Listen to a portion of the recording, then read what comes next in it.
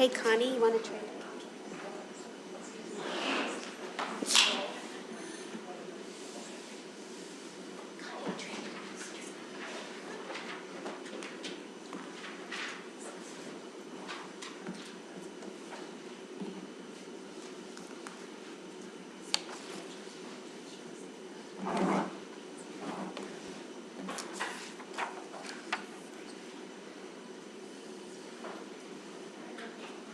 Okay, I found it. I found the right one.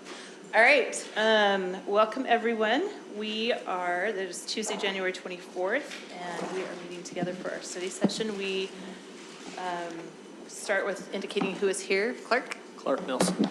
Karen Winder. Chris Wynn? Julie Jackson. Okay. I found the right one. All right. I need to recognize Todd. Is he here? Where's Todd? Todd should be here. Nicole McDermott, welcome. We are going to get started. First off, we have a consent agenda, and everybody has had this for the last couple days, so if there are no questions, we'll entertain a motion. I move we accept the consent agenda. I'll second it. Okay, we've had a motion and a second. Are there any other questions? All right, all in favor, say aye. Aye.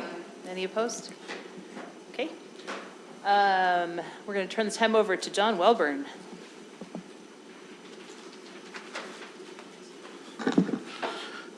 Good evening, Board of Education and Superintendency. I appreciate this opportunity. You just approved an administrative appointment, which I'd like to introduce at this time. We actually have a need for a change at Twin Peaks for personal reasons. That principal asked for a reassignment. So we're actually taking an assistant and promoting the assistant principal at Twin Peaks and reassigning the principal at Twin Peaks to be an assistant at those two schools that she's currently serving at. So Rachel Lowry, I'll introduce her to you. She's right here. We'll have her stand up. Rachel. She is currently the assistant principal at Academy Park and Pioneer, yes. And she will be the new principal at Twin Peaks starting Monday.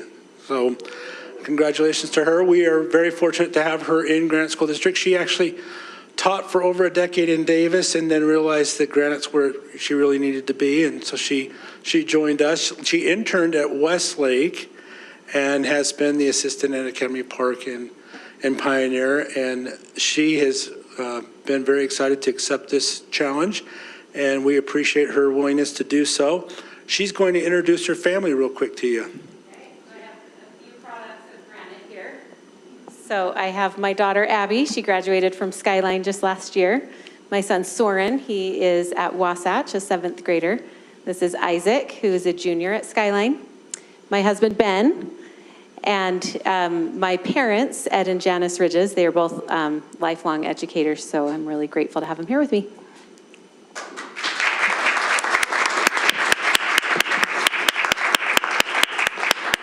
And I actually told Rachel that her first basically order of business after this was to take her family out and celebrate. So we're going to excuse them at this time. So thank you so much. I just want to say that Abby was my student at Skyline. And she still graduated. What? Totally kidding. Totally kidding. Shelley. Thank you so much. Go have some ice cream. All right. Rich, do you want to just say something about the NDA, the one that we got, the other one? Yep, certainly. Thank you, Board President. Part of the consent agenda that you also approved, there's an item there about accepting a gift from NBA Cares. As you know, NBA, the National Basketball Association, is coming to Salt Lake City as part of their All-Star Weekend. And they have reached out and asked if they could provide for us a new gym, some lighting, a gym, refurnished floors, new backboards, things of that nature, lighting in that space, and also a steam lab. And so part of that steam lab. And as part of that responsibility of accepting that gift, that's where it exceeded the value, and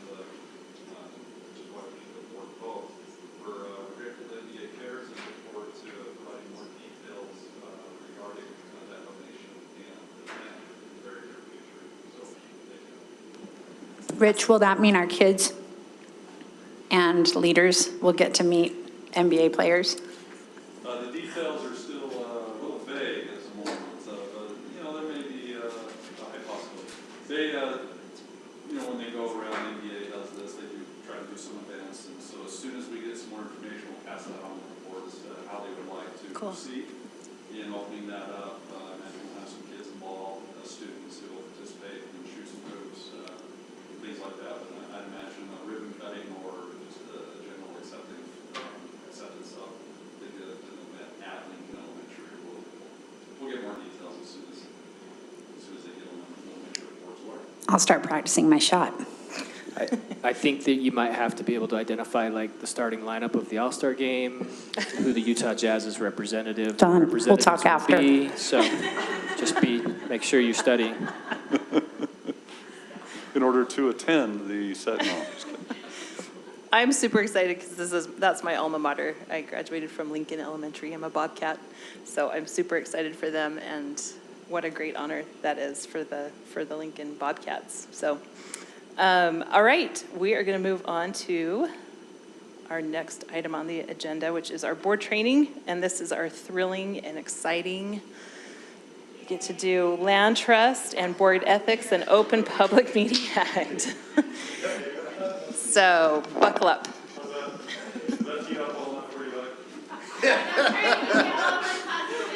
I'm gonna just do a dance or something. I can figure out something to get you all going. Hang on just 1 second. I think land trust's up first, so I'm going to go ahead and get started if that's okay. I've given you all a copy of the School Community Council Handbook. I emailed you our training videos that provide to our school community councils earlier on today. Those have actually, we used to do district-wide and trainings for all of our school community councils, and frankly didn't get very good turnout. And creating these videos has actually been a good way to get the information out. We have them available in Spanish as well for our Spanish-speaking members of our school community councils, and they go through those respective topics. And so we assign those videos out throughout the year. So frankly, our school community council members are getting trained throughout the year. I'm going to kind of go through this program really quick. I'm going to start just there on page 2. Land trust is actually a huge initiative within the state of Utah. Yep. So just right there on the first page is where I'm starting. If you can imagine the state of Utah, 62% of the state is owned by the federal government. And so a lot of that is federal lands, Forest Service lands, BLM lands, a lot of national parks and military spaces, but checkerboarded throughout the state of Utah are lands that are managed by the School Institutional Trust Lands Administration, and they administer this fund, which is dedicated under the Utah State Constitution towards school children and for educational programs. And so that fund has continued to grow and grow each year. When I started with Granite District way back when, 14 years ago, that fund was under $1 billion, and now it's over $3 billion. And so this fund has grown year to year. It's the revenues from that are carefully managed and reinvested back into the markets. A lot of these lands are used for grazing rights, oil and gas leases, a variety of other purposes that then generate revenue for our schools. And so our school community council's primary purpose under state statute is to expend those funds, which are allocated on a per pupil basis. That has grown from just $20,000 for an elementary a decade ago, upwards of closer to, depending on your size, $70,000, $80,000 a year. And for our high schools, it's well north of $100,000, sometimes north of $200,000, depending on, again, school size. And so those funds have grown dramatically over the last few years, and we're very appreciative. So we have under state statute, and all of state statute and code is actually in the very back and index of the all the school requirements, and links are in the appendix for this council handbook. And if all of this is just basically based on state code, but our primary purpose of this training is just to remind the board that the primary purpose of school community councils is to provide some support and help for our schools on environmental components, but also to spend land trust money. That is generally the component that, now in Granite School District, under our policy, we have given school community councils other provisions and rights and responsibilities. One of those is to review with their principal their staffing plan. I couldn't think of the word staffing there for a second. So there's some other different components that we've asked our school community councils to provide, but under the law, there's only one, and it's allocating land trust fund. And so looking at our membership there, you can see we have our parent members. If you have a child within that school, whether you reside in the boundary or not, you're eligible to be a parent member of the school community council. That term lasts for 2 years. Even if your child has moved on to a different school, you can continue to remain in that school in that role.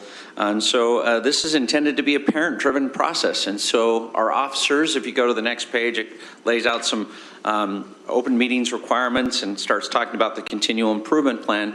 But our officers are, the chair of the school community council is intended to be, again, a parent-driven process, must be a parent member of that council. And so while our employee members can also be the board, the council vice chair, that board, the council chair must be a parent. We like to help our principals. We train them that they should be guides on the side, and they should be there to help plan agendas, let the council membership know what needs to be addressed. We have some very specific timelines. If you go back to page 10, it actually outlines a basic timeline of tasks that need to be completed in order to fit within compliance of state statute and board policy. And so you can see we send out monthly reminders to our council members and to our principals what needs to be on their agenda, what training item they need to cover. But ultimately, it's up to the council chair and the principal to decide what's on the agenda. And so you can kind of see that land trust process and how that would be developed on page 4. I'm not going to go into too much detail on that. And then how reading achievement plans, safe walking routes, some other components tied to school community councils with respect to that. I'm just going to give you the 4-step process. We identify a need within a school, an academic need. We look and review data to make sure that we're data driven. We come up with potential options for creating a plan and what those goals might be, and then we implement that plan. Anytime throughout a school year, if you look back on that timeline on page 10, schools should be working on 2 plans. They should be disclosing and identifying implementation of the current year's plan, and they should be working on the development of next year's plan. And so again, there's always this continuous process of evaluating things that work and function. We see a lot of times, sometimes our schools kind of get into a groove to develop and spend money on certain things. For a while there, technology was a big thing, one-to-one, Chromebooks, other resources. We've looked for a way and a process over the last several years to kind of combine TSSA funding, which is a legislative component, with land trust and with school improvement efforts. And under the leadership of Dr. Wilson and his predecessors, we've actually kind of gotten there where these school land trust plans now are tied into a broader vision of school improvement.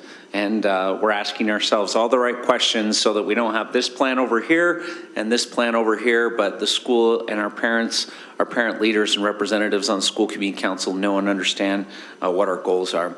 As I go out and visit with principals, one thing I talk about when I discuss school community council is good, better, best. It's really good if your school community council members know what your goals are, right? And how those goals were developed.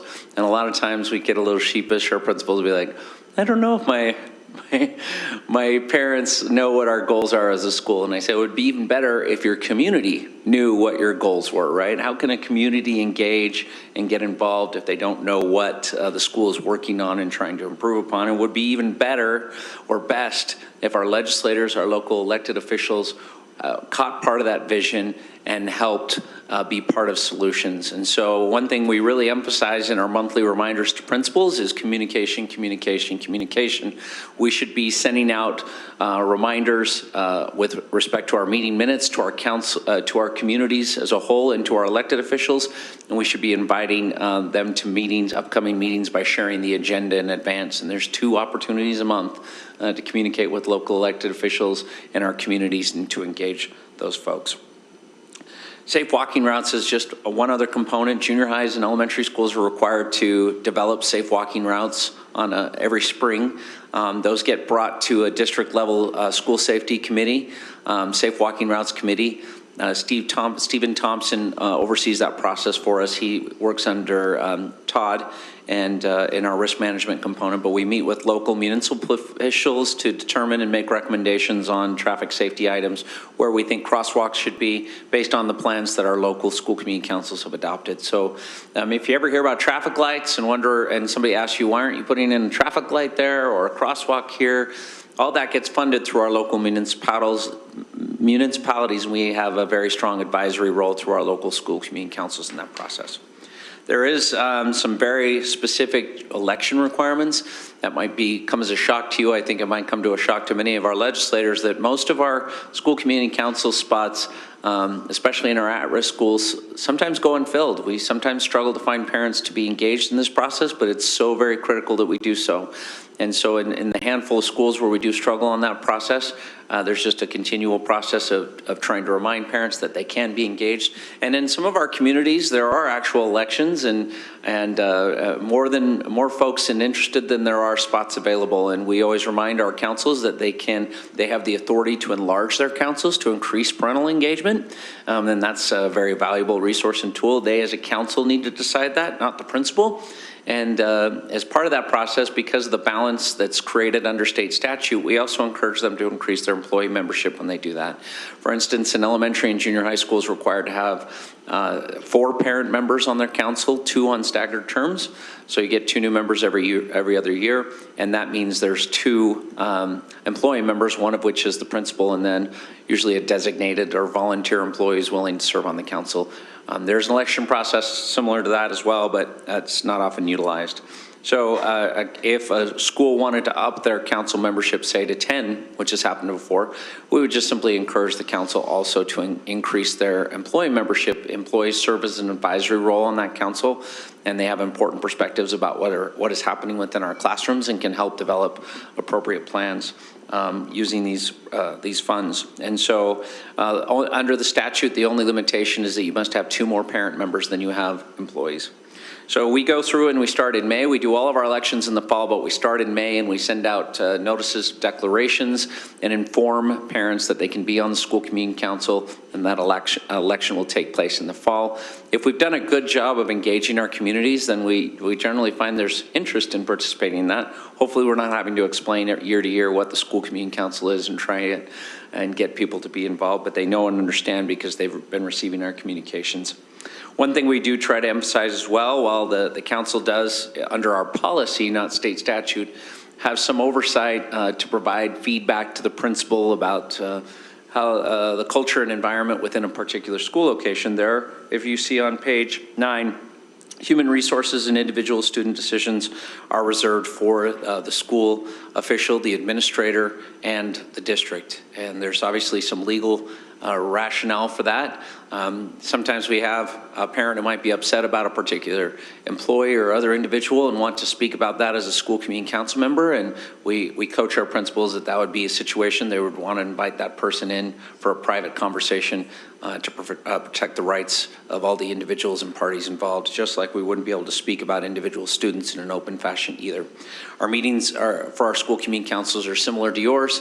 They're required to have meeting minutes, and they're open to the public, and our public is invited to participate. Although while we do allow for some sort of comment time at those meetings, it's not, that should be within reason, and the council should be able to conduct its business. So with respect to that, I don't have any other items I want to make sure we cover. There are 2 other components that the councils are required to cover with respect to a digital safety plan and provide input and feedback on digital safety measures and that are taking place within the schools and how that education is working. So a lot of times our schools, at the behest of their councils, will host digital safety nights or do other things, assemblies to help their students as appropriate. And as part of that additional requirement, you can see actually in the very back, we have a safe technology and digital citizenship report on page 16, so they're required to review that. And so we put some other components in there, links On the very last page in the appendix for digital citizenship resources that are available, and give them some questions that they should be asking in reflection. We try to coach our councils so that they're effective and really truly serve as an opportunity for our parents to engage and provide meaningful feedback to our schools, and at the same time working to be compliant with their legal requirements, right? They're finishing their goal and responsibilities as school community council to build and administer these land trust plans. So with that, I'd answer any other questions you might have. I just have one. Could you just kind of explain the district community council then, the role of that and how it was formed? That's actually an excellent question, and it has evolved, and I suspect will continue to evolve. When I joined the school district in 2008, a lot of school community council legislation had just been updated, and there was a desire that the district mimic that school community council process by providing like a district level focus group for the Board of Education. And so the notion of a district community council was born there. For many, many years, that process ensued. We typically held between 4 or 5 meetings a year. And we had 2 representatives elected by school community council members, even though you didn't have to be a school community council member to be on the district community council, to serve on that as network representatives for that council. The idea is they would go back and report to the councils in their network and then solicit ideas or agenda items that they would like the district to discuss. And in fact, Clark was a member of the district community council for a while, as was Julie for a period of time during reconfiguration of the Olympus network. So it was a great tool to foster future board leadership, apparently. So with respect to that, we did feel with board leadership a few years ago that the way that those meetings were going were basically us providing presentations to these council members, and there wasn't a lot of two-way engagement. It was really us just providing presentations to answer questions. And frankly speaking, a lot of those questions were the same questions we heard every single year. What's the process for reconfiguration? What's this? So it did give us a good barometer on things that we could communicate more effectively in terms of procedures and policies. But at the same time, we wondered if there was a way to engage more parents than just the 16 that were involved with the council, and at the same time create a more collaborative body that was providing more two-way engagement instead of just us kind of reporting out on things. And so that policy was modified, and we are in the midst of how that new look to district community council is functioning. And to some degree, that has provided a lot of feedback and the basis for the strategic plan and the development of the Graduate of Granite characteristics. That's been extremely helpful. We're still kind of figuring out meeting times and some other components of that. There was desire on the part of the board to move that meeting around, and frankly, that has been a boon or bust on our attendance to some degree as well. So I anticipate that we'll be evaluating that after this current school year and coming to the board with some recommended changes about how that functions and potential changes in policy, and would appreciate any meaningful feedback or desires that you might have. That's certainly something that law and policy can evaluate in the future, in the coming months. Did I miss anything? Nope, thank you. I just wanted some background of how it evolved and who was on that, so thanks. That was a really long answer, I apologize. Thanks, Ben. Is there any other questions? No, I just want to comment that I tend to kind of look at, I guess I'm asking you to correct my perception here. I feel differently about community council than I feel about PTA because the members of it have been elected. Mm-hmm. And so in some ways, I think I feel justified to go to them as representative voices of their schools. Do you feel like that is good practice? I don't disagree in any way, shape, or form. I feel like parents, whether they're serving on a PTA or a school community council, are taking their personal time to make our schools a better place and to provide meaningful feedback and input. And frankly, generally have a pretty good feel by and large of how their community feels on certain issues. They can, you've noticed in our PAC process, as we discussed earlier this month, it's heavily focused on engagement through those two pipelines, because these are people that are in the trenches in our schools working side by side with our teachers and our administrators. And now that you say that, I realize that's where my question is coming from, because we mostly engaged with community councils. We didn't go to every single PTA. We had community councils, and PTA, you're invited to come, or any member of the community, come to your community council meeting to hear about this.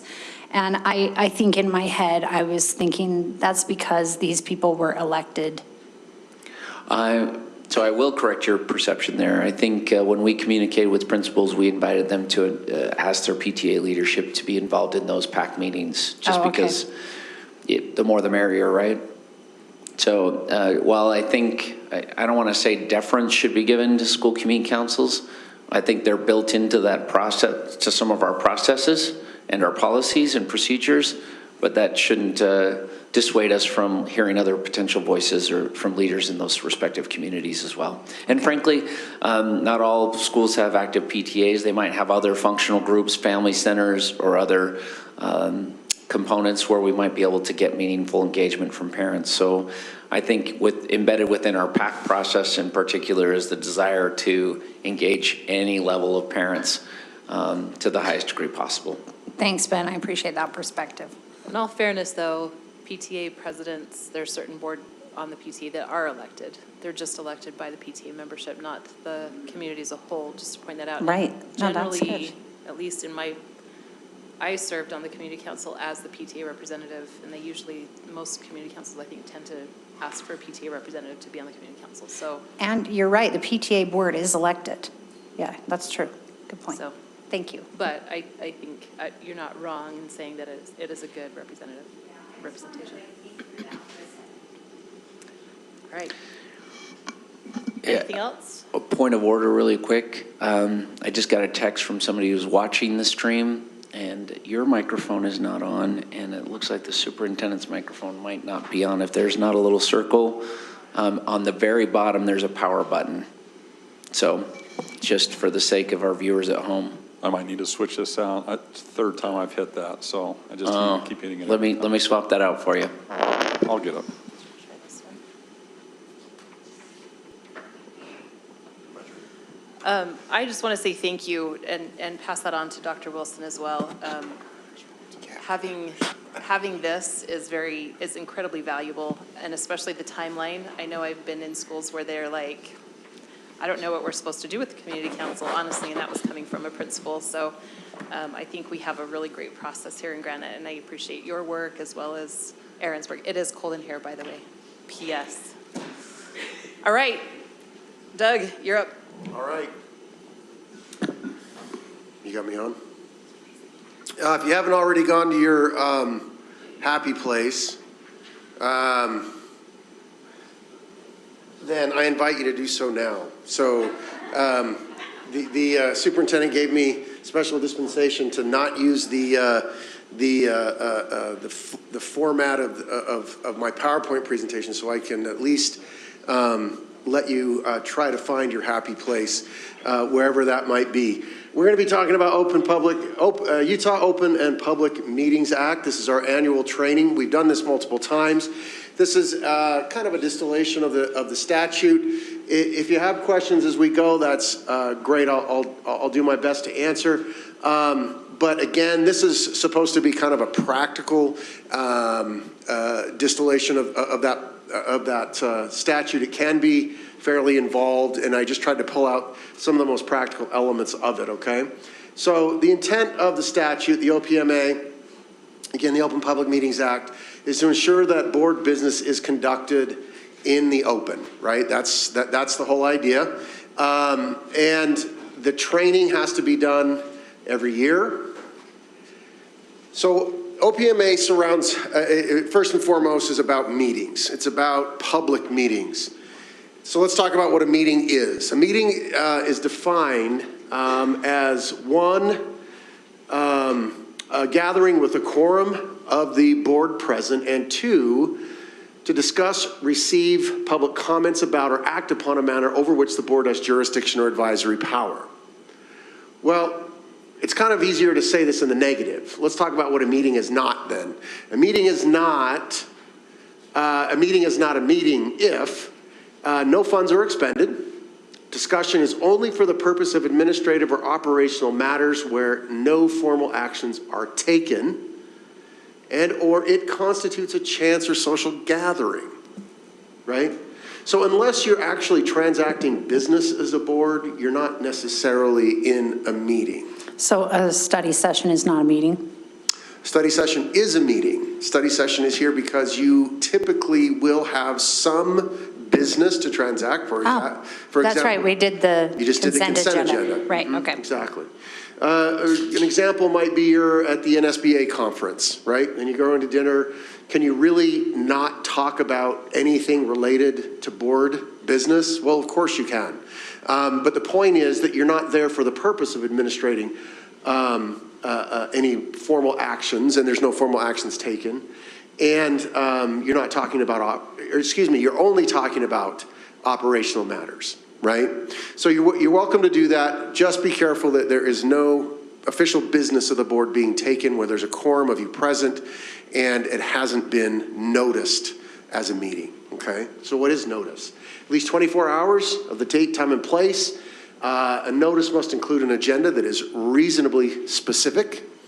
We post our agendas, our notice to pmn.utah.gov. That is the kind of the warehouse now for all public meetings. And we also physically post it where the meeting is held. We physically post it here, and we also put it on our website. That is sufficient notice according to the statute. We also post, according to the statute, our schedule, our annual board meeting schedule, and we post that on our website as well.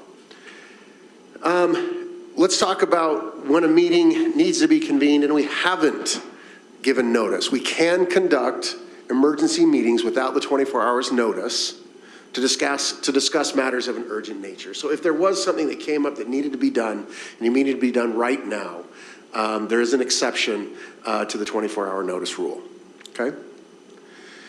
The agenda items, we talked about that briefly. A board meeting should adhere to agenda properly noticed in the public. The board shall not take final action on topics that are not on the agenda.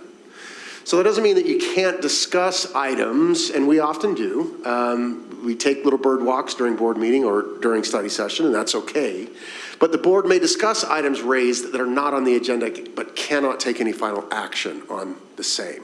Okay, the only way to actually conduct business and to transact business as a board is to notice it on an agenda and then take final action.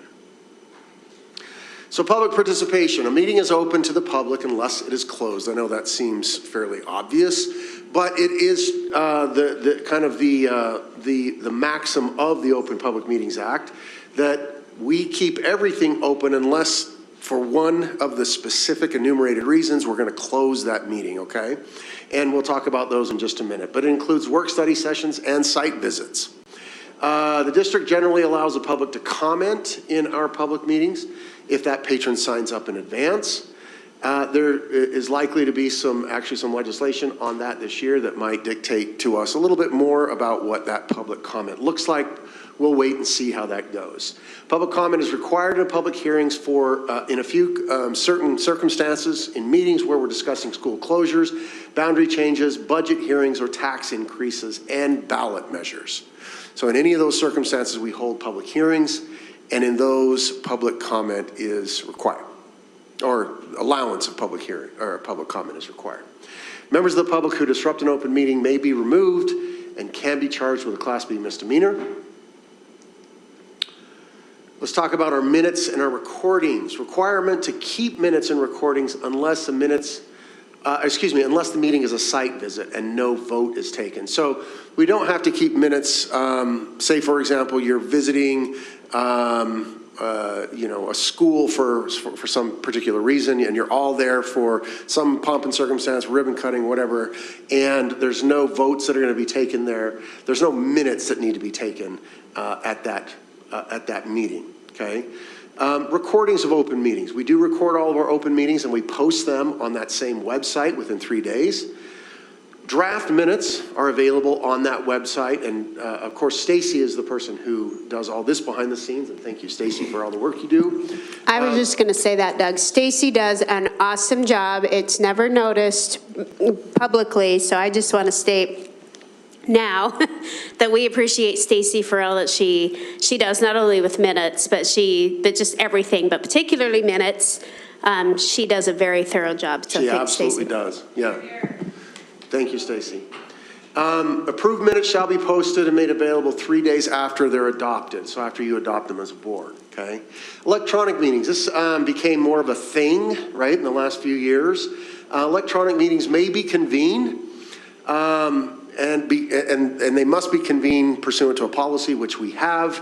A notice of an electronic meeting shall be provided to members at least 24 hours in advance. So if you're going to have an electronic meeting as opposed to an in-person meeting, now we always conducted our meetings in person. We continue to meet, social distancing, et cetera.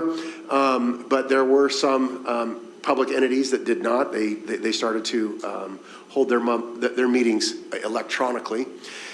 Means for connection, an anchor location, a space for the public to attend are required. What that means is you've got to have an anchor location, a place where the meeting is anchored, it derives from that location, and you've got to be able to provide an opportunity for the public to participate in that meeting, okay? Board members may participate in an open meeting. I want to note this, in an open meeting by telephone. That's not an electronic meeting. So if you have to, for example, you're out of state, out of the country, whatever, and you're not able to make it to a meeting, you can participate via Zoom, via telephone, what have you. If you'd like to, that does not constitute an electronic meeting. That is just virtual remote participation. And we do not need to go through the electronic meetings formalities. You can just attend in that manner, okay?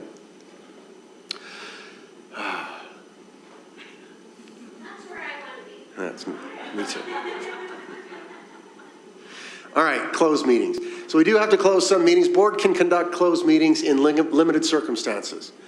And it can be for one of these things, a person, when the board is discussing a person's character, competence, or health, pending or imminent litigation, matters of acquisition or sale of retail property, including water rights, deployment of security systems, investigations of alleged criminal conduct, and certain deliberations and decision-making involved in procurement. There are some other situations, but most of those do not apply at all to school boards. They apply more to legislative hearings and that sort of thing.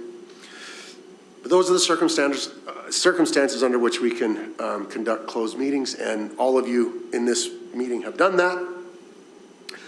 Let's talk about closed meetings, what's required for them. A 2/3 vote of the quorum must be had in an open meeting in order to close the meeting.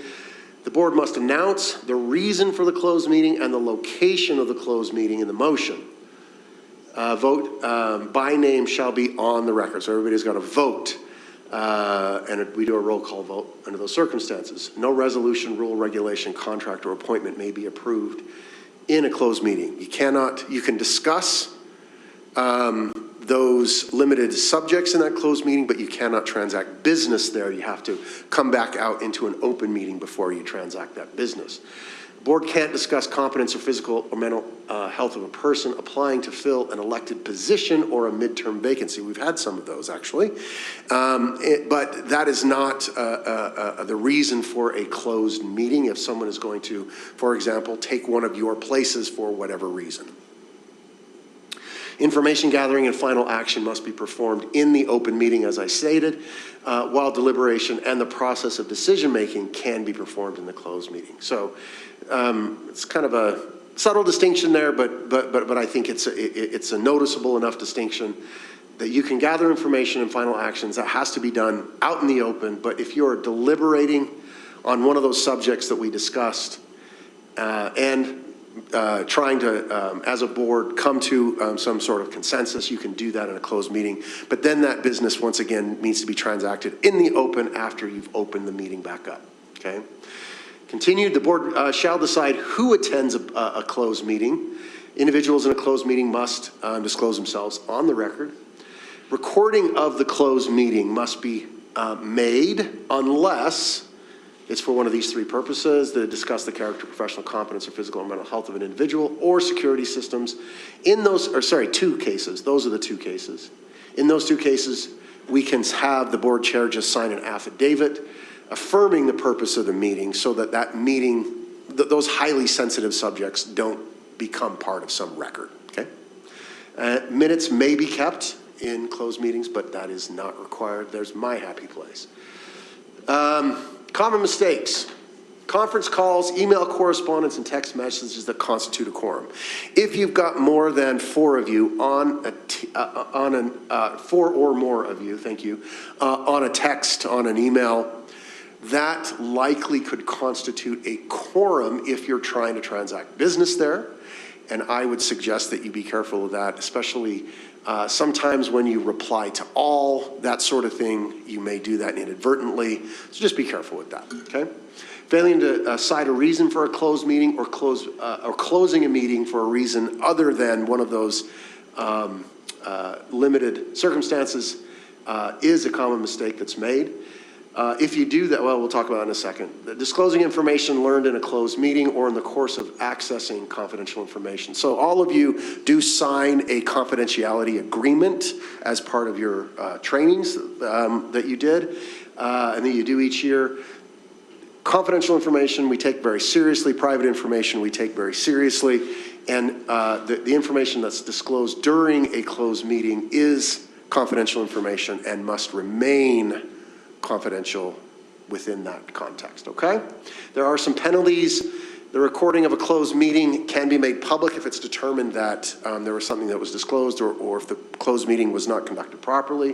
Final actions of the board may be voided. I've seen 2 court cases in Utah where that's actually occurred, not in schools, but that has occurred in some municipality meetings. Public employee who intentionally discloses a record or information record knowing the disclosure or the use is prohibited may be charged with a Class B misdemeanor. Never seen that happen, but it could, okay? So be careful. All right, that's it. Any questions? I want to know what happens if somebody violates the confidentiality of the closed meeting. Of the closed meeting? Mm-hmm. That literally could be a Class B misdemeanor. Likely whatever is discussed in that meeting could be made public for everyone else, and yeah, other bad stuff. Okay, Julie, you got it? Sorry. That's why I just stopped listening during those confidential conversations. Good, good. All right. Are there any questions? Just a little too transparent. All right, thanks, Doug. Transparency is a good thing unless it's not. I do have a couple of things. We're also supposed to go over board ethics. I just want to point out that 2B, I got there. Go ahead there. In our policies, 2B, that is the board's obligations and ethics. What I thought we would do this year, we've put some of those obligations and those ethical considerations into our board handbook. I just wanted to make sure, first and foremost, that everybody had a board handbook. So here's an extra copy. If you don't need an extra copy, you're welcome to just leave that with me. I try not to kill trees, even though I'm Hey, old Doug, school. is this the same one as we got last year? Exact same then? one. Okay. We will be doing some updates to this year, but it hasn't been updated yet, okay? So in light of our ethics training, let me just point you to a couple of pages, some things that we might be able to discuss really quickly. Go to page 5, first of all. We can talk about communications by the board. I guess Julie's last comment was a good segue to this discussion. Just kidding. But general communications, board and individual board members in their written communications need to remember that your communications are subject to GRAMA, okay? So just always think that your board communications, your communications as a board member are possibly going to be made public at some point. So I just warn you to conduct yourselves accordingly. I say that the same thing to all administrators and all teachers, right? We're a public body, and in the interest of transparency, many of those things can be requested and often are. Let's talk about board member communications. There's no statutory restrictions for board members communicating between and among themselves in numbers that do not constitute a quorum or a majority of the board. We just talked about that. I won't belabor that point. If you go over to the next page on number 3, communication with superintendent and staff. And you recall that you all were the ones who wrote this manual. I kind of got it started, and then you all put a lot of time and effort into this thing. So I want to, I want to just make sure that you remember that these are the things that you've committed to. When board members receive information. To be fair, some of us. Some of you. You weren't here yet? We did this, Doug, so the timing of this, let's see, I was board chair I thought you were here. 4 I thought you were years when it ago, wasn't- and yeah. we didn't have a board handbook, so that was one of the goals. Okay, good. Was to bring the board in, and so some of us were here. And so as we revise it, it'll be I guess good only to a few loop. of you are here then. Yeah. So as we revise it, we will definitely keep you in the loop. You'll have an opportunity to review it, provide feedback, all that kind of stuff, okay? Thanks for that, Clark. I forgot that. However, just on that, we did look at several surrounding districts and take kind of best practices, right? I mean, so it wasn't just starting from scratch. That's We right. did look around and get some good ideas. Yep, that's it. Okay, so communications with the superintendent. When board members receive information that raises questions or concerns about the district, they should communicate that information onto the superintendent. Just remember that that is your superintendent's role. Board members may discuss educational matters with district and school staff, but superintendents should be apprised of those, okay? Communications with the public, make it clear that your personal views don't necessarily reflect the views of the whole board. And again, you as a board cannot act as an individual, you act as a body. If you're receiving concerns, the best way to resolve concerns and to help resolve concerns of patrons and families, board members can help resolve concern, right under the picture there on page 6. Board members can help resolve concerns and complaints of patrons by referring them to administrators or departments that can best address the issues. When presented with a concern or complaint, board members can state. I even gave you a little bit of a little quote here. If you don't mind, would you please put your concern in writing and send it to me? I will then forward your concern directly to the superintendent. You will be contacted by a district official to help you address the concern. If your concern is not resolved, please follow up with me, and I will make sure that the superintendent looks into it further. So again, that was our resolution to making sure that we're communicating in an appropriate manner so that we don't, so that you continue to act as a board, and so that Rich, our superintendent, whoever it is in that position, can continue to be effective in his role.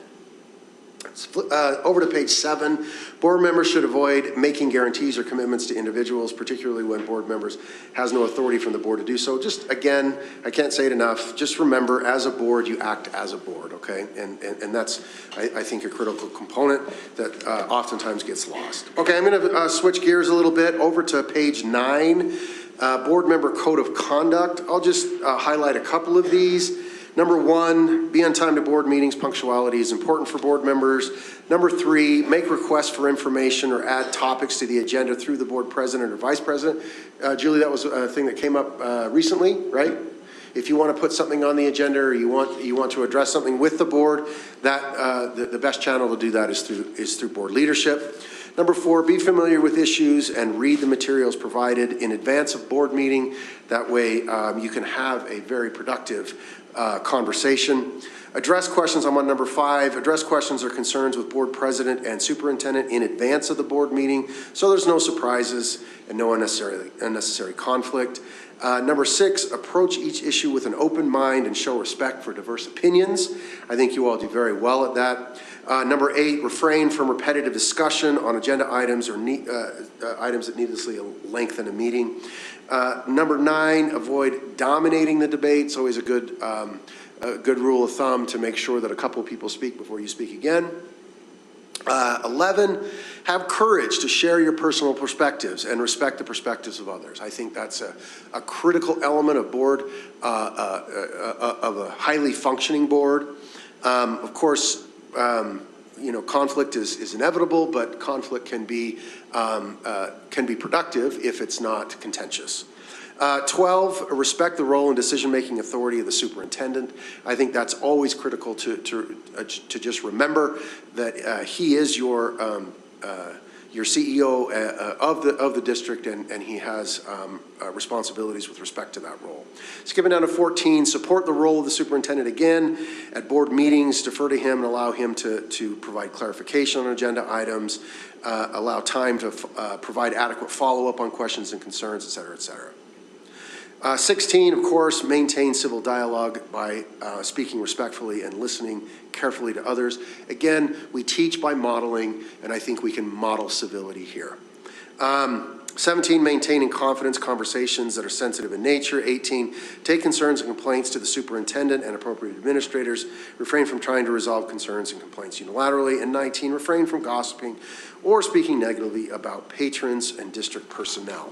Those are some of the things I wanted to highlight. Those things are also discussed once again in Article 2B. That is your board ethics. That's in our district policies. And if you have any questions or concerns about any of that, you can ask me now, or we can always talk in the future. I'm always happy to take calls and try to provide some guidance or some counsel if I can. All right, any Thanks, y'all. questions? Comments? Thanks, Doug. Appreciate you. All right. We have some guests here for the next part of our meeting. We will be discussing proficiency-based learning and graduate of Granite characteristics, an update from Dr. Bramble and Don Hauser. And we are using Don Hauser as much as we can until June 30th? June 30th. June 30th. Thanks for being here, ladies. And may I just say, it's going to be a great presentation when there's at least a dozen scatter plots as part of the slide deck. I can take They no are credit. very, well I done. love Thank them you. so much. They're so Michelle, with pretty. her Schrodinger cat skirt at the back is giving a woot woot to that. I can take absolutely no credit for any scatter plots. All right, so that's all Dr. Bramble's expertise. So thank you all so much for inviting us here this evening to just share an update and to address any questions that you may have about proficiency-based learning and the role that the Graduate of Granite Characteristics plays in our proficiency-based learning efforts here Really in quick, Granite School District. just board members, can we, just to kind of get through everything, will you write down questions that you have, specific questions? Unless there's a clarifying question that you have, will you write them down and just wait until the end, and we'll ask our questions at the end? Thank you. Dr. Bramble does have a laser pointer. I'll just put that out there right now. She's going to be using it later. So don't be alarmed, all right? Fair warning. All right, so as I think, Kim, you may be the only one that I haven't met personally. I'm Dawn Hauser. I'm the current Director of Proficiency-Based Learning. I'll let Dr. Bramble introduce herself. And Dr. Bramble, I'm the Student Assessment Associate Director. All right, so I thought we would just begin this evening with a quick review of our district philosophy, which informs the decisions we make here in Granite School District regarding our grading practices. So I always, anytime I'm giving any sort of presentation to teachers or any audience, I always begin with our philosophy. I get a lot of calls from other districts who are headed down this pathway, and they often ask for my advice on things that they should and should not do. And one of the first things that I always tell them should be in their should do column is to make sure that they have developed a sound evidence research-based philosophy that they hold to, and that is grounded on good guiding principles, and from there they derive their reinforcing practices. And so We here in Granite School District, our proficiency-based model is designed around the premise that grades are intended to communicate progress to students and parents, and they're intended to indicate at a prescribed moment in time, that's our grading period, what a student knows and can do with respect to course standards that have been explicitly taught. They encourage the student to act on feedback and the teacher to adjust and individualize instruction. So we have some major guiding principles. I know that you all did your homework. You all read these before, right? And are very familiar with these. It is important to note that these are available for all of our patrons. They're published, the guiding principles, as well as the reinforcing practices are published on our district webpage, along with this same information presented in a very user-friendly video for our patrons. I know for a fact we get quite a few views and quite a few hits on that webpage because I field lots of calls from all over the country about the information that we present. So, and I also speak to a lot of patrons regarding this information and their understanding of it and the way in which they see it applied in their schools. So these reinforcing practices are really where the rubber hits the road with our teachers. This is what this looks like for our teachers in their grading practice in their classrooms. In response to District Community Council feedback in 2020, and given the fact that there was some inconsistency, and I'm sure to some extent there may still be some, but certainly not as we've seen in the past, the District Community Council at the time requested that we, as a district, publish a student bill of rights and responsibilities so that we could clearly outline what the expectations were for our students in terms of what they had the right to in regards to proficiency-based learning, and then also what their responsibilities were. And so this document was developed by district leadership with input from administrators, teachers, district community council members, and was adopted district-wide in the spring of 2020. And so this is a tool we often refer to, and we often ask our teachers to make sure that they've published and have readily available for their students to see in their classrooms and their disclosure statements on their web presence, so on and so forth. I get have a lot of really good conversations with patrons and parents around the Student Bill of Rights and Responsibilities. So this is a really good starting place for our patrons to begin to wrap their mind around what this looks like, again, in the classroom. So just a quick overview and a review of our timeline and progression. You can see that we've been at this for quite some time. Our timeline begins back in 2011. It's a long time ago, isn't it? I was a lot younger woman back in 2011. Clark, I think I was the assistant principal at Bonneville Junior High School with you on my school community council back in 2011. I think Connie's the only one that was on the board in 2011, right? Right. So we've been on quite a journey.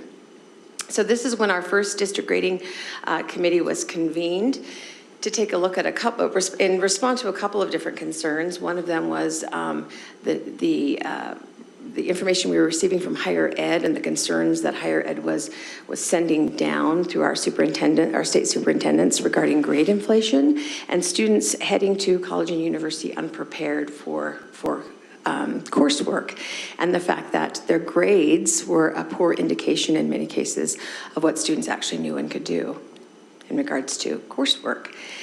We were also concerned about the number of Fs that we were receiving and why so many of our students were in our system for kindergarten through 12th grade, and then so many of them not graduating and not finishing school. And so those were some of the issues that, do you remember this, Connie? That the district grading committee began discussing. In 2014 and continuing through 2017, we began a pilot program and beta testing here throughout Granite School District. And this is kind of where things got a little bit messy because we had little pockets of beta testers and teachers piloting different components of, we called it proficiency-based grading back then. And so we learned quite a bit through that through that piloting and that beta testing. We then began district-wide implementation in 2017, and we did that pretty much on a school-by-school basis. Schools had implemented their own plans for the most part, and then we got wise a few years later and took a more systematic approach to our implementation. In 2018... Dawn, can I just comment on yes. that real quick? Absolutely, Karen. So we do have to kind of own our rollout was a little lackluster. We didn't have enough pilot groups or beta testers, and then all of a sudden we just went like full throttle into PBG at the time. And I think, and Dawn, by the way, does a fantastic job as director of our PBL, but she had a tall task because we had so many people on so many different pages and so many levels of this brand new idea of PBG that it's still, I think some of our, it took us quite a bit of time to get over a little bit of the mess we created ourselves in essence. So we do have to own that, but I think we're on a much better trajectory right now. Thank you, Karen. I would agree with that assessment.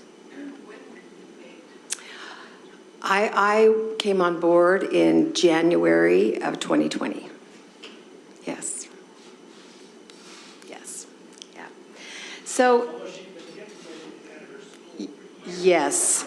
And Chris knows this. I was in the Cypress Network, and we were with Rob McDaniel and Elk Run Elementary and our other feeder schools. We were, and Brockbank, thank you, Michelle. We were all kind of a little ahead of the game in regards to our implementation, and we really attempted to systematize it throughout our network.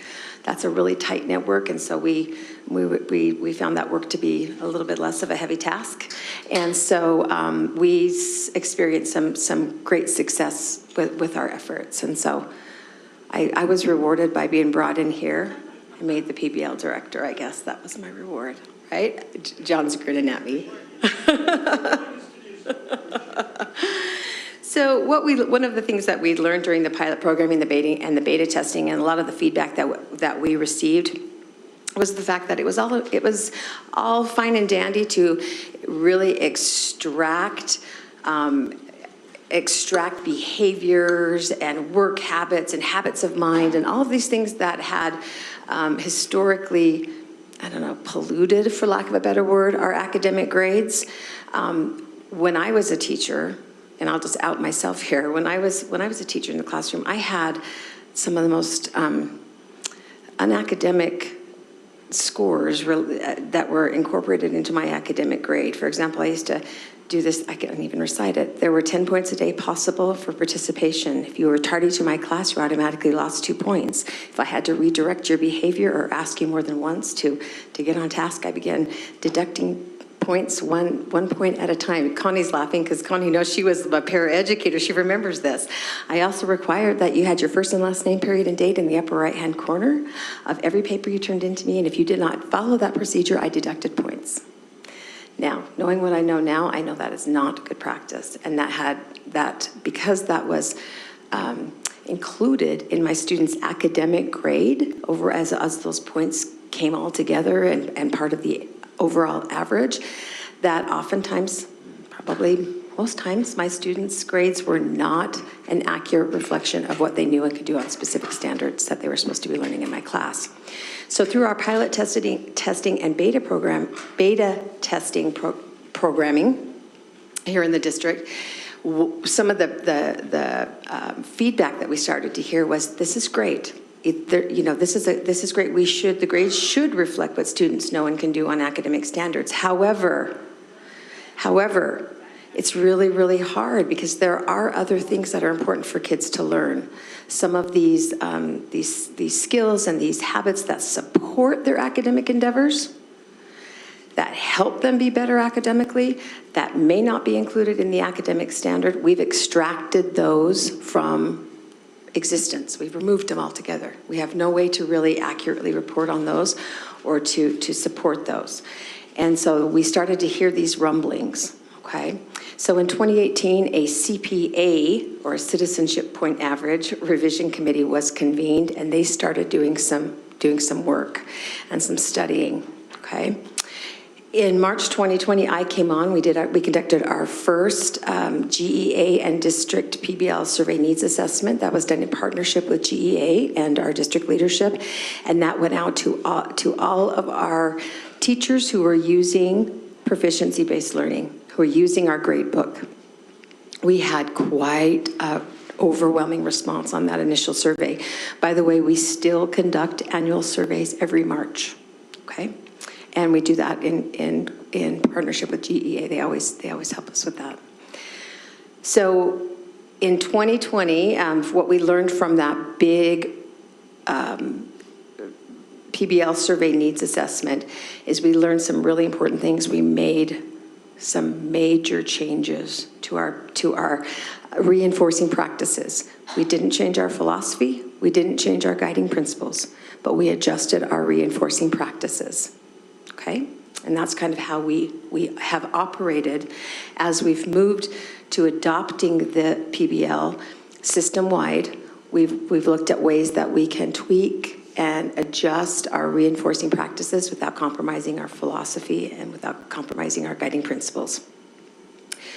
So we have continued to provide ongoing professional learning and support and collect data on the effectiveness of PBL. The CPA committee that was convened in 2018, in 2021, they initiated the first pilot of the Graduate of Granite characteristics, and I'll take you a little bit later through the process that they went through and how we came up with those characteristics. Or the committee came up with the final version that's piloted. Dawn, piloted. Yes. Can you also say who was on the committee? Absolutely. I can give you some. Did you want specific? I have who they represented. Oh, yep. Absolutely.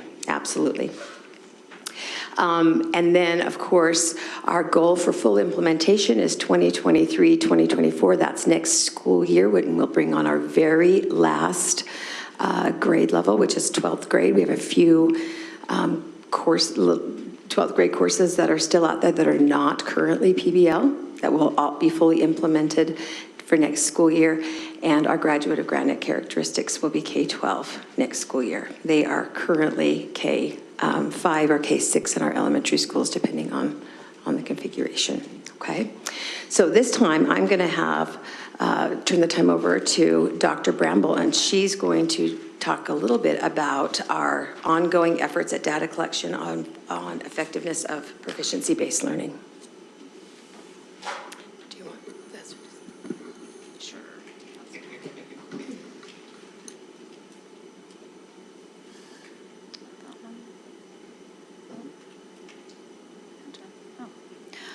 All right, so as Dawn mentioned, one of the compelling reasons to move toward proficiency-based learning was when we were looking at what we were grading, it wasn't a match to what students were actually learning. There were a lot of extraneous things in our grades. So one question that arose as we were looking at data to support why this is a good direction to continue to head was looking at, are we doing a better job of that fidelity to teaching standards across Granite District, and how is PBL influencing that? So the question that we were asking was, how closely correlated are the PBL grades awarded in courses and then the summative assessment scores in those corresponding subject areas? So to do that, we looked at our 3rd through 8th grade in the 21-22 school year, and we compared their scores at the student level with the students' average PBL points across grading periods for all subjects, ELA, math, and science, and compared those to the RISE proficiency scores of that same student.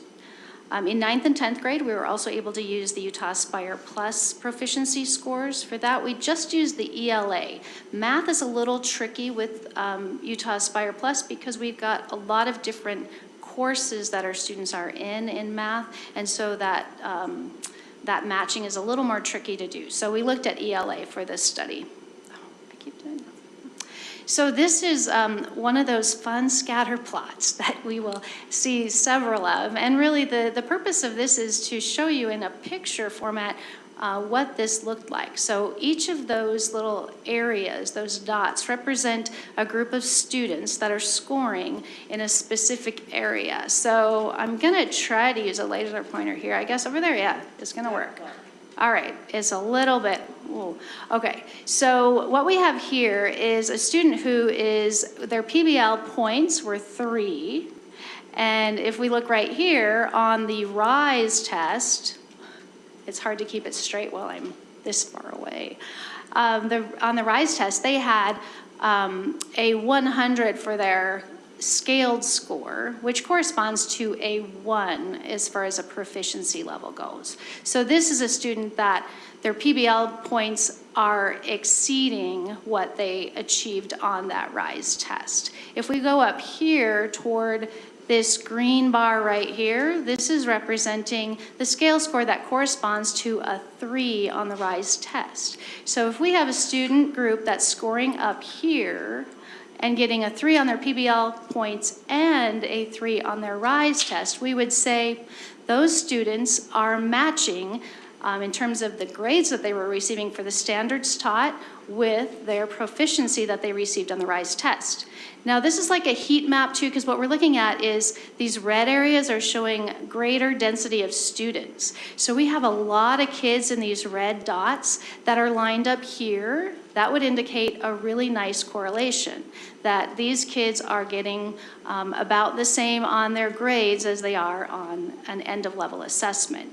As these line up like this red kind of line here, this is showing that we've got some nice correlation because these are lining up. This area up here would be our kids that are getting 4s in their, or between a 3 and a 4 here and a 4 on their RISE test. Down here in this quadrant, we're going to have 1s. This is kind of a bigger quadrant just because of how the scale scores divide along here. But this, in general, is a nice correlation. Now, we can also put a number to this correlation. And so a correlation is going to give us a value that is between a positive 1, indicating that there's this positive correlation, that if I get a 3 here, I'm going to get a 3 on my RISE test. The negative correlation would be the opposite of that. A 0 would look like just a scatter of stuff that doesn't have any line at all. So this particular correlation is a 0.66, which in statistical terms is a strong positive correlation. So this is indicating that we're doing something pretty great here. The map that you're looking at right here is 3rd graders, and the subject area is ELA. The reason you have so many scatter plots in this is because I wanted to show you some of the differences that we are seeing across grade levels. So the rest of these I'm going to go a little faster through so that we can see some of these differences. Do you have any questions about this at this point, though? Yes. Thanks. So if we were showing that we were ineffective, we would see a lot of these dots in the upper left quadrant and the lower right quadrant. Is that right? Well, if it was completely unrelated, then we would see a lineup like this. That we would see kids that were getting 4s on their Right. PBL and getting 1s, right? That would be completely unrelated. So- and I will say that Yeah. they're going to be correlated, because if you're getting good grades, typically you're going to get you're going to score high on a test too. So what we really want to look at is there a strong relationship? Is there a strength that we can point to? And I'm going to show you that later on as we look at a comparison, so we can see, is this a stronger relationship? If there were absolutely no relationship, we would just see a mess of dots all over this. That would mean it was 0. Nothing that was connecting those at all to be similar. Does that make sense? All right, so moving to 7th grade ELA, this one we show a little bit more of a spread. So you can see, we were talking about the strength of relationship, this is not quite as strong as our 3rd grade ELA. In fact, I think this one it's still related, because you can see you still have some nice red in there, but it's a 0.53. So not quite as strong of a relationship there. And then this is our 9th grade, where we're also seeing a nice strong relationship. This is a 0.51. So again, not quite as strong. And I think keeping in mind that these are our grade levels that have not been implementing PBL as long either. So I think that's an important variable to think about when we're looking at how well these correlate. When we move to math, this is 3rd grade math, and you can see that difference in how that really tightened up. Math in general seemed to have a higher correlation. This one is a 0.71. So this is a really nice tight correlation. As I presented this to some curriculum folks, the feeling was that math is a little bit easier to pinpoint, and in fact, I think as we work with teachers in developing PBL and our proficiency scales, it's a little easier to develop these scales with math, whereas ELA is a little trickier. No, I really appreciate this work. And when you hear a 0.71, that is, and I appreciated Michelle back here, that is about as strong as anything. Usually you never see a 1-to-1 correlation. That means that's causation. If I do this, I get this, right? There's too many covariates when you're working with people. I'll just put it that way. But to that end, it's super strong. I would just say, Dr. Bramble, and you covered what a moderate and a strong correlation is. Anything 0.3 and below is a negligible correlation. So just keep those numbers in mind. 0.3, not so much. Anything 0.5 and above, you've got a moderate to strong correlation. Thanks. Okay, so as we move up in grade level, so that was 3rd grade math. This is 7th grade math. Now this is also quite strong. It's 0.67, but an interesting thing happens here that we've noted in our curriculum meetings. We've got this little settling down here that is concerning as we look at what's happening to these kids. So what we're seeing here is we've got kids that are really struggling with math skills, right? They're getting 1s in their PBL, they're not getting those standards, and they're also not showing that they're mastering those on an end of level assessment. So we've taken a look at that and tried to see how do we fill some of those gaps for those students. But I think you'd also recognize, though, that in the meantime, we're also still giving them 2s or 3s when they clearly should be getting 1 to 0. Is that what that graph would imply? That's a great point, too, yes. So they Yeah. exist across that line, so you're right. So they're still getting 2s and 3s, but on their end-of-level test, they're getting a 1. Which means not only do we need to look at what gaps they have, but also what gaps we have in our teaching, in our grading assessment system for those math students, right? Great point. Now this is moving to science. This is 4th grade science. This was quite exciting. This is also 0.6 here, but our 4th grade science looks really nice and tight as well. And this is 7th grade science at a 0.64.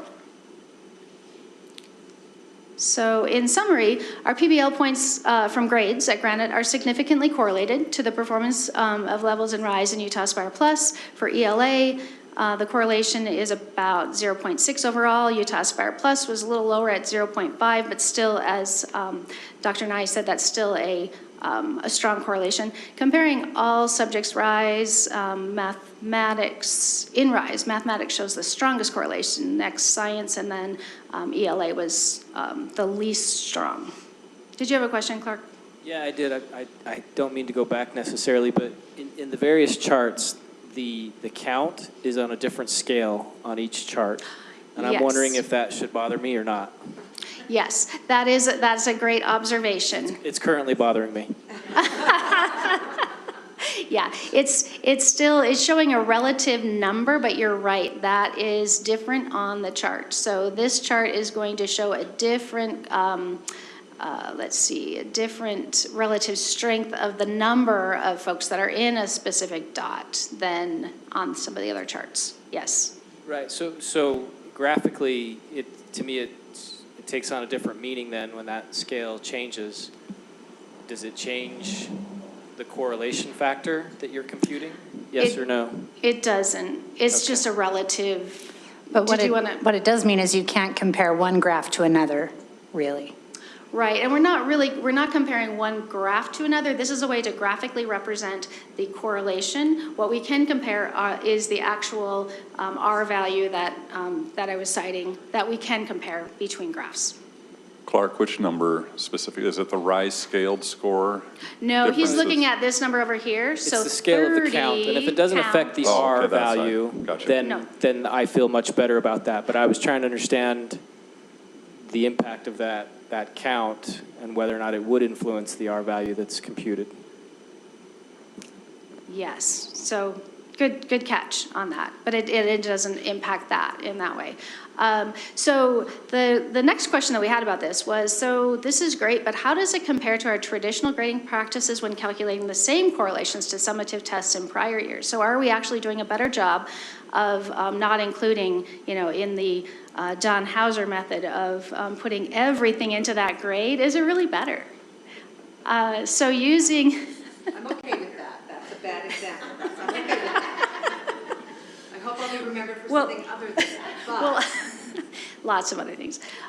So using the 2016 grading data where we converted the letter grades to numbers and SAGE end-of-level assessments, that was the end-of-level assessment that we were taking in that year, we calculated these same correlations.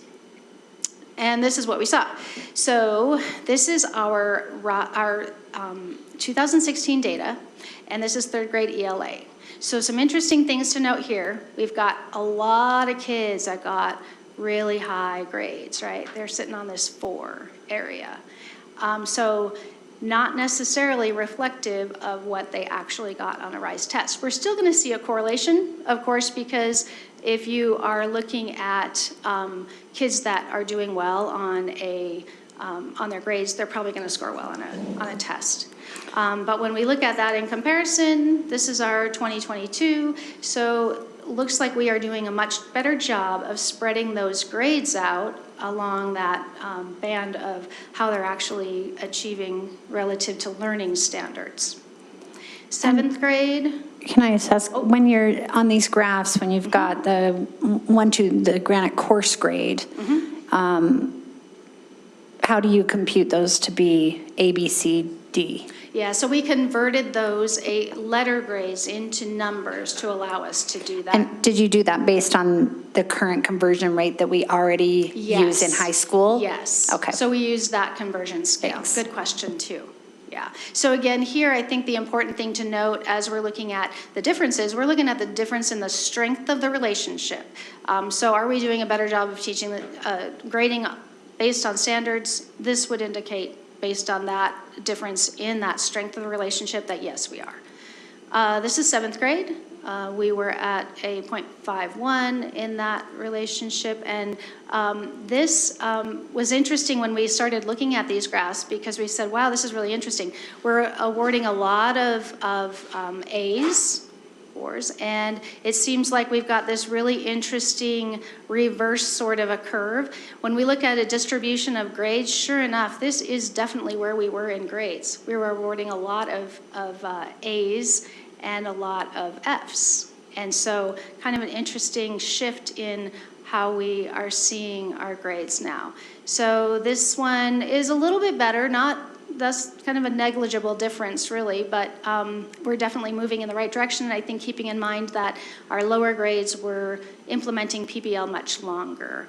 9th grade ELA, again, not a huge difference, but we can definitely see a better spread across our distribution. And then 3rd grade, where we see a stronger correlation. Again, we were more strongly correlated here, but again, that strength is greater when we're looking at PBL. Math, again, a similar story.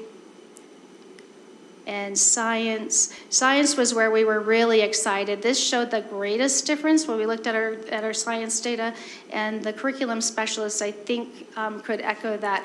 As we moved into new standards, we got better at teaching those seed standards as we look at 2022, and this is some nice evidence of that too. And 7th grade science, this is super exciting, where we've got a nice distribution that's accurately reflecting, again, how we're teaching our standards. So in summary, the correlations for PBL are higher in all subject areas than for traditional grading, particularly for lower grades who have been implementing PBL longer. And I think it's important to note that PBL has allowed us to focus on that fidelity to teaching the core. That's evidenced by the strength of the correlations. Years ago, we were requiring Granite benchmarks, but we didn't see the same level, I think, of a focus on teaching standards as we have with the shift to PBL grading. I think that's it. Thank you, Dr. Bramble. Any questions for Dr. Bramble on any of those plot graphs or any of that data? Okay. So if we can jump back for just a minute to our timeline, I want to kind of reorient us to where we were. Now that we know that our teachers are doing a much better job of assessing standards and doing so in a way that holds that correlation to how our students are performing on their end-of-level tests.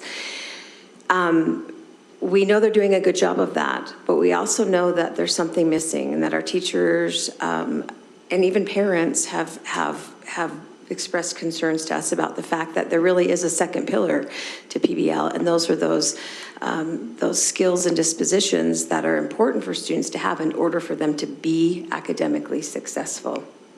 And so back to the work that the District CPA Revision Committee was charged with back in 2018.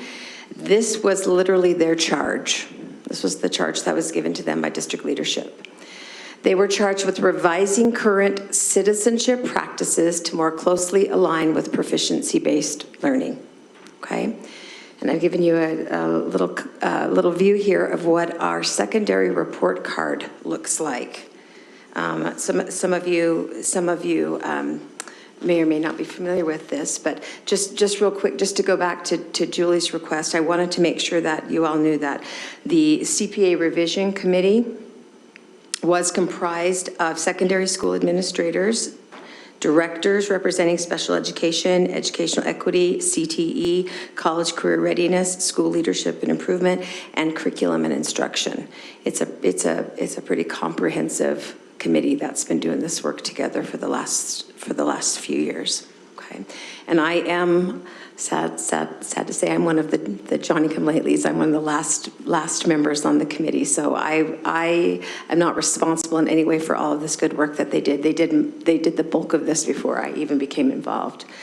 So again, here's a look at our one of our secondary report cards, and you can see that this report card illustrates the citizenship scoring guidelines and teacher comment codes, which we currently have on our secondary report card, okay? And these are our only forms of the limited feedback that we provide our parents and students on those important skills and dispositions that help support and inform their academic progress. This is also a little bit misleading because before PBL and still in courses that are not yet implementing PBL, behaviors can be included in the grades, right? And oftentimes in the past they were hidden in things like I described earlier, like participation points, deductions for late work, issues of non-compliance, things of that nature. And so when the CPA Revision Committee surveyed parents, they surveyed parents throughout the district, they surveyed students throughout the district, and they surveyed teachers throughout the district. And boy, did the kids have a lot to say about this. It was very interesting. That was the group I found most interesting in their survey feedback. But when they surveyed parents, over 80% of the surveyed parents reported a desire for more specific feedback on characteristics they felt were important for academic success. Graduate of Granite Characteristics now provides a way for teachers to give feedback on important characteristics identified by our parents and our patrons and other stakeholders, while also maintaining our district philosophy and guiding principles that a grade should only represent what a student knows and can do on specific academic standards. So scoring the characteristics allows teachers, unlike what we currently have on this report card, to report on academics and the skills and dispositions that support them, and to do that separately, painting a much clearer picture of a student's areas of strength and areas for growth, okay? Which I think that's also one of the interesting things about the data, is it really gives us that opportunity to see where kids' strengths and their areas for growth are, so that we can address those. Also, please note the language shifts with the Graduate of Granite. So down here at the bottom, you see under our old citizenship scoring, we have words like 0 means failure, 1 means poor, 2 means satisfactory, 3 good, 4 honors. We now move to a proficiency-based language. So instead of a good or an honor or satisfactory, we're talking about these skills and dispositions in terms of below proficient, approaching proficient, and highly proficient. And when the board voted to move to a 3.0 requirement for participation in commencement exercises for graduation, what they were saying is that means a student is proficient, not that a student is good or honor, but is proficient. And we have rubrics that scoring rubrics that our teachers use that help them score and identify what that looks like, okay, which is not something we currently have. So teachers kind of now just jump into Gradebook and they can click on these comment codes and use a number of factors to determine how that citizenship score of 0 through 4 or failure through honors is awarded, okay? All right, so the CPA committee's action steps from 2018 until now. Again, they started by surveying teachers, parents, and students throughout our district. They compiled that feedback. They conducted research and industry outreach.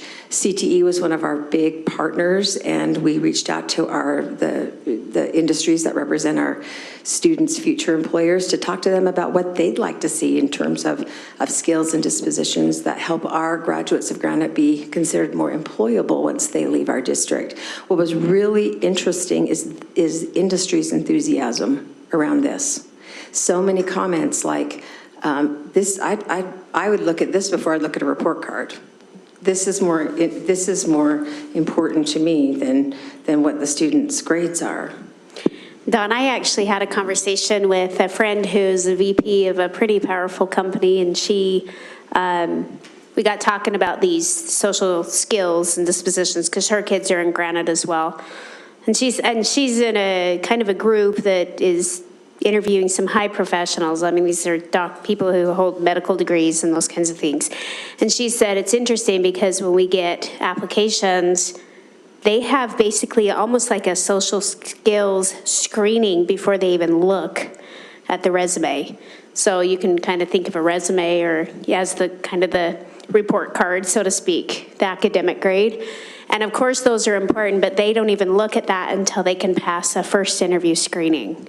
So you're absolutely right. And I mean, professional companies are looking for people who can communicate, who can speak well to their skills, who can, look somebody in the eye, who's willing to jump in and participate, who can prove that they work hard and are resilient and dependable, reliable, all those things.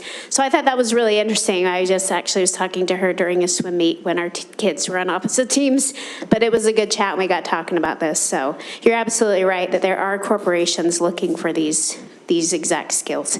Yes, thank you, Karen. And I would add to that, in my company, we look for these skills and then we say, okay, if you have the skills, awesome, now we'll train you to do whatever it is that you don't know how to do. So they really are the prerequisite. It is interesting because in my visits with the school community councils of our piloting schools, oftentimes I'll hear things like, these are just as important or more important to me on the report card. than the academic grades. Like, I care more about whether or not my student knows how to communicate and be respectful than I do sometimes about what that math or English language arts grade or score is. So that has just been some anecdotal feedback. And Joan is actually a parent of an Olympus Titan who is in the pilot and can speak to that as well. She and I have had several conversations, and she and some of her neighbors have had several conversations about that very thing. So that does seem to be a bit of a theme, which is interesting because Ben's department just sent out kind of a news roundup this week. They sent it out to all district employees about, education in the news. Did everybody see that? And there's an article that was published last Thursday in Deseret News. It was about, it was a Populous Insights Purpose of Education Index, and they surveyed parents across the nation, and they said that it was more important to them. I believe the word was, I marked it because I thought this was so interesting. Adults care considerably more about character development in students, ranked at number 3 on the survey, above being prepared for college and a high-paying job. So I think that we see that reflected in the feedback that we hear from our patrons. So back to the committee action steps. They compiled feedback. They developed a draft based on the feedback. They developed a draft of characteristics based on the feedback and based upon the research that they had done. They gathered input again from industry. We conducted teacher focus groups, several of those, to have teachers go through these and help us with what these would look like. District Community Council, even before then, had a tremendous role in helping us develop and identify characteristics and refine those and the language around those. And then our region PTA as well. The characteristics were piloted first year, which was the 2021-2022 school year in the Olympus Network and Westlake STEM. I always like to say that because Westlake STEM always does everything, and Westlake STEM. They were raising their hands saying, we want to do this. And so they are still piloting, but they're in our second year pilot group, and we added the Kearns Secondary Network this year. So the schools that are currently piloting are Olympus High School, Olympus Junior High School, Evergreen Junior High School, Westlake STEM, Kearns High School, Kearns Junior High School, and Jefferson Junior High School. Okay. This committee shared policy recommendations, of course, you know this, with the board, and then will continue, is currently right now, we actually have our Q2 surveys published right now, collecting feedback, but we'll continue on an ongoing basis to seek feedback. As a matter of fact, we're looking at publishing with the help of our communications department, a parent survey for our pilot schools for upcoming parent-teacher conferences in February, so we can get we can get a little bit more than anecdotal feedback from some of our parents on how they're feeling about what these look like, how they appear on their report card, and if they address their concerns about the feedback that they were telling us they wanted to see.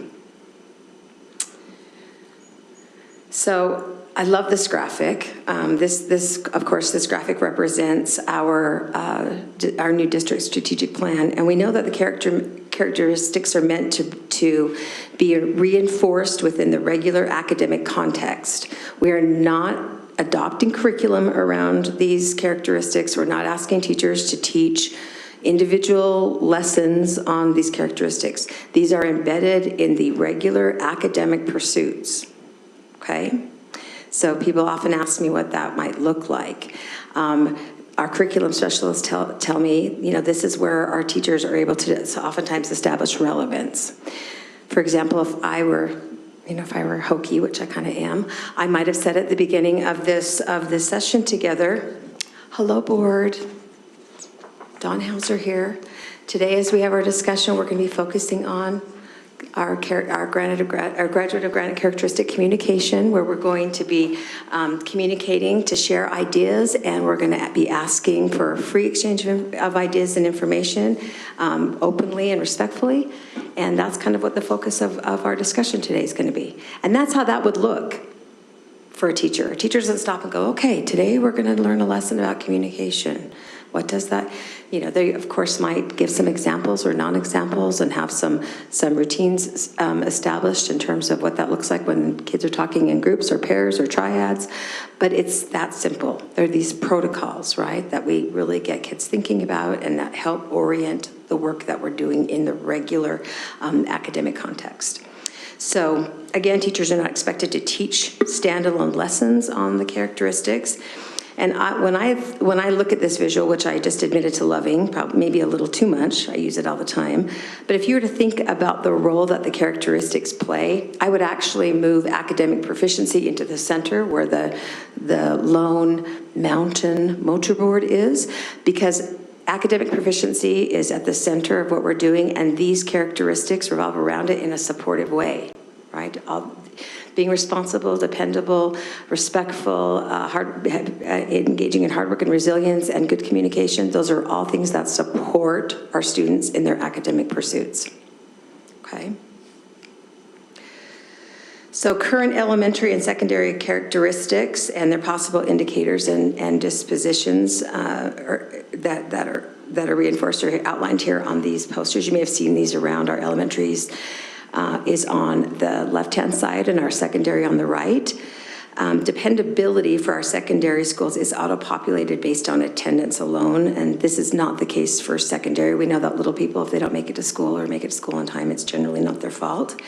It is important to note that the secondary teachers and administrators that are participating in the pilot have provided really good feedback and recommendations on streamlining the secondary indicators there on the right, which looks, those look really busy, or they look like a lot, right? They've actually made recommendations to streamline those so they look more like the elementary. Of course, with the exception of dependability, which for secondary will continue to be based upon absences and tardies as recorded in our grade book, okay? Our teachers are also provided with rubrics that are used to help them communicate expectations to students, but most importantly, are used to help our students self-assess. Now, most of our students are self-assessing on, electronically on a Google form or what have you, whatever a teacher chooses to use. Our students in the lower grades, like kindergarten, for example, teachers are often having this on a one-on-one conversation or a small group conversation.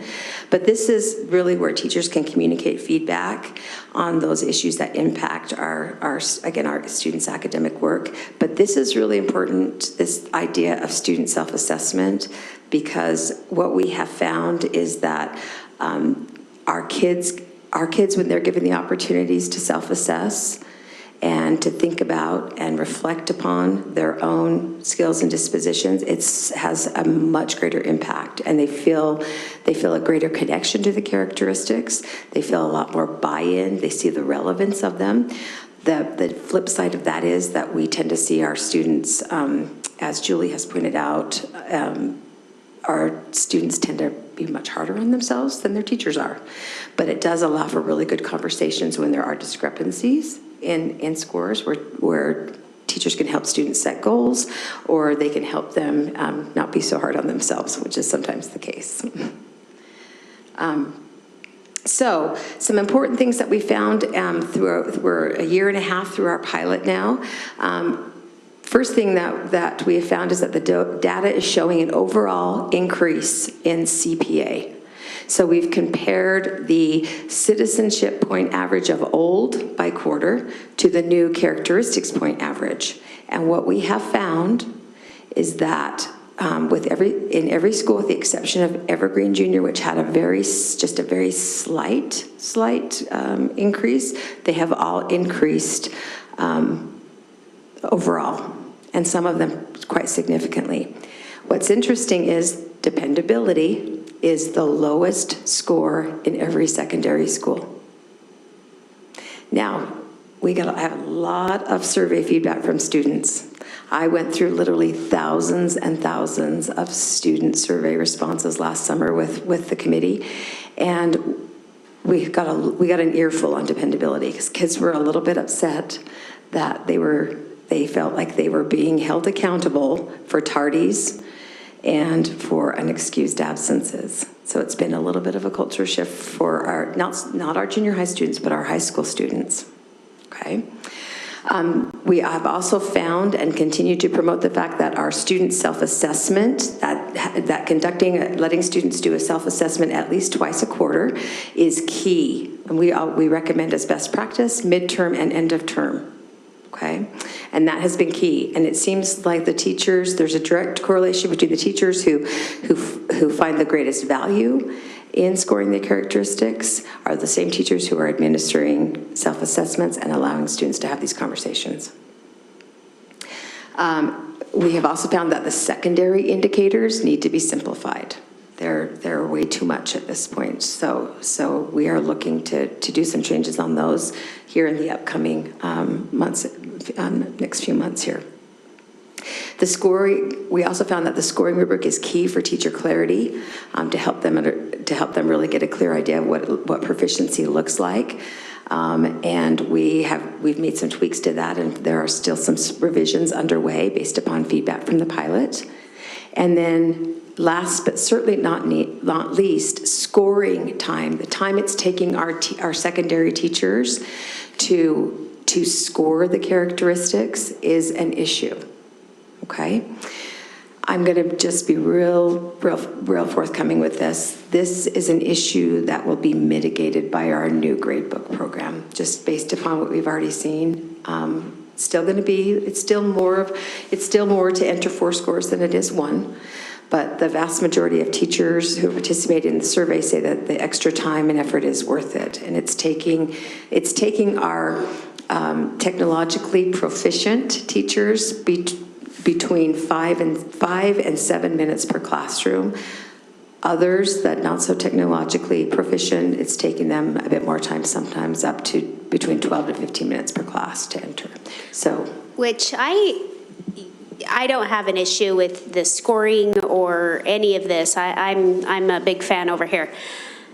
But I do have concern with all the things that we have on our teachers' plate about that time. You know, if it truly is 5 to 7 minutes, it's like, okay, you know, even that is still asking teachers to do more. But if we're getting into the 12, 15 minute per class period, well, 15 minutes times their 3 class periods, all of a sudden you've added 45 minutes into a schedule that doesn't have 45 minutes really to give. So how are we, and I understand that a long-term fix is coming with gradebook, but in the meantime, how are we mitigating it so we don't have a rollout like we did with PBL on this? Because I want to learn from our mistakes and not revisit where we went, because our PBG rollout was not good. So I want to make sure we do it better. Yes, we would like to do that as well. So we've self-contained our pilot. We've been very deliberate on which schools piloted, based upon those schools all had an administrator that sat on the CPA revision committee and understood this process and could really advocate it along the way. Those administrators, for example, Ryan Shaw, principal at Evergreen Junior, he was on the committee since the beginning, representing Olympus High School. When he moved to Evergreen, that was a nice move for him. But then his replacement, the administrator that took his place at Olympus High School, was then required to be on the committee. So we've been really deliberate in how we've pulled in those administrators and trained them. They also give a monthly report out to the committee on how things are going and give us recommendations for how we can roll this out in a much more systematic and way when it's time to roll it out district-wide. We used the lessons that we learned from the first year of the pilot with the Olympus Network to train the Kearns Network last summer. The Kearns implementation this year has been pretty darn seamless. It's been pretty smooth. And so we used the teachers who participated in the Olympus Network to help train the Kearns Network, and we asked Westlake STEM, thank goodness they were involved because they have this down to a science. Westlake STEM put together a video for teachers on how the effective steps to take to score. They put together spreadsheets and other tools that they could use that would help them. And then, of course, there's always the important piece of the student self-assessment, because what that does for teachers, it gives them a baseline score that they can work from, so they're not sitting down at their computer when it's time to report grades and just trying to pull things off of the top of their head. They have something that they have that the student has submitted, and then the teacher can go through based upon the evidence they've collected and adjust those scores as needed. So we've learned a lot in a year and a half, and we are compiling all of that into what we hope will be our next steps rollout. So this is what we have planned preliminarily, okay, for rolling this out next year. Now keep in mind, we've just, 2 of our networks are done, right? They're good to go. So February 8th, our counselors, our secondary counselors are receiving training. They have already. Before you go on, I'm sorry to interrupt. But am I right? All the elementaries are already using this? All the elementaries, yes. So when you say it's the junior highs and high schools both? In the network, yes. Okay. Yep. Just the junior highs and the high schools in our remaining networks. Thank you for that, Julie.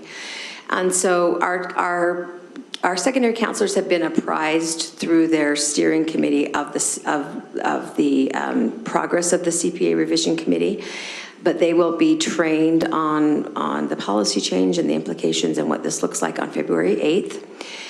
February 13th through March 13th, our PBIS, that's our Positive Behavior Intervention Support school teams. Every school has a PBIS coach.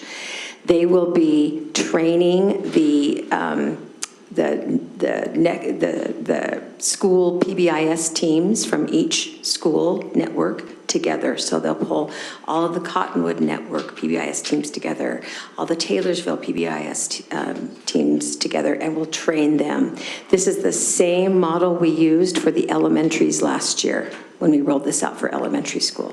Okay, and it's important to know, that we start with the PBIS team, because all of our schools have PBIS to some extent or other in their schools. And so the first question we get is, well, how does this work with our PBIS? And our PBIS coaches take them through a crosswalk and show them exactly how the two fit together, and they don't have to be exclusive of one another. Okay. March 17th, we're proposing a 90-minute overview, principal presented, district created, and supported at each high school by coaches and me. We make it up enough, the coaches and me, to be at each high school. March and April, principal outreach and introduction to stakeholders. This is when we would encourage our principals to begin communicating with their PTSA, their school committee council, and their student bodies on the changes that are coming. This is the same blueprint we used with our pilot schools in terms of making sure that they had reached out to their building committees, their school community councils, their PTAs, to make sure that they were aware of the fact that they were going to participate in our pilot. In May, we would ask that our junior high school counselors begin meeting with their 8th graders to prepare them for the expectations as the first freshman group to whom this policy would apply. And then we'd ask all of our secondary schools to begin preparing the information in the registration communications and back to school materials and orientations. Okay. In June, we have a district MTSS boot camp, and this is a training for administrators, all of the assistants and principals, and this will be the subject of that MTSS boot camp training. I didn't choose that name. I don't know why we call it boot camp, but it's boot camp. June and July, we have a PCBL grant through the state of Utah for which we will pay half-day training for each network. Following the Kearns network pilot model, we'll pay the teachers to come in and receive training on the graduate to granite characteristics and what those look like and what that entails. We had some great exercises and some great opportunities for discussion and a great model to follow with the way that we trained the Kearns network last summer. Okay. And then in August, the scoring of the graduate to granite characteristics would be integrated into our focused gradebook training and also in our new teacher onboarding sessions that a occur at the beginning of August. We'll also develop a follow-up blueprint for our building administrators. That includes reminders, supports, troubleshooting, and anything else that they may need to make this transition.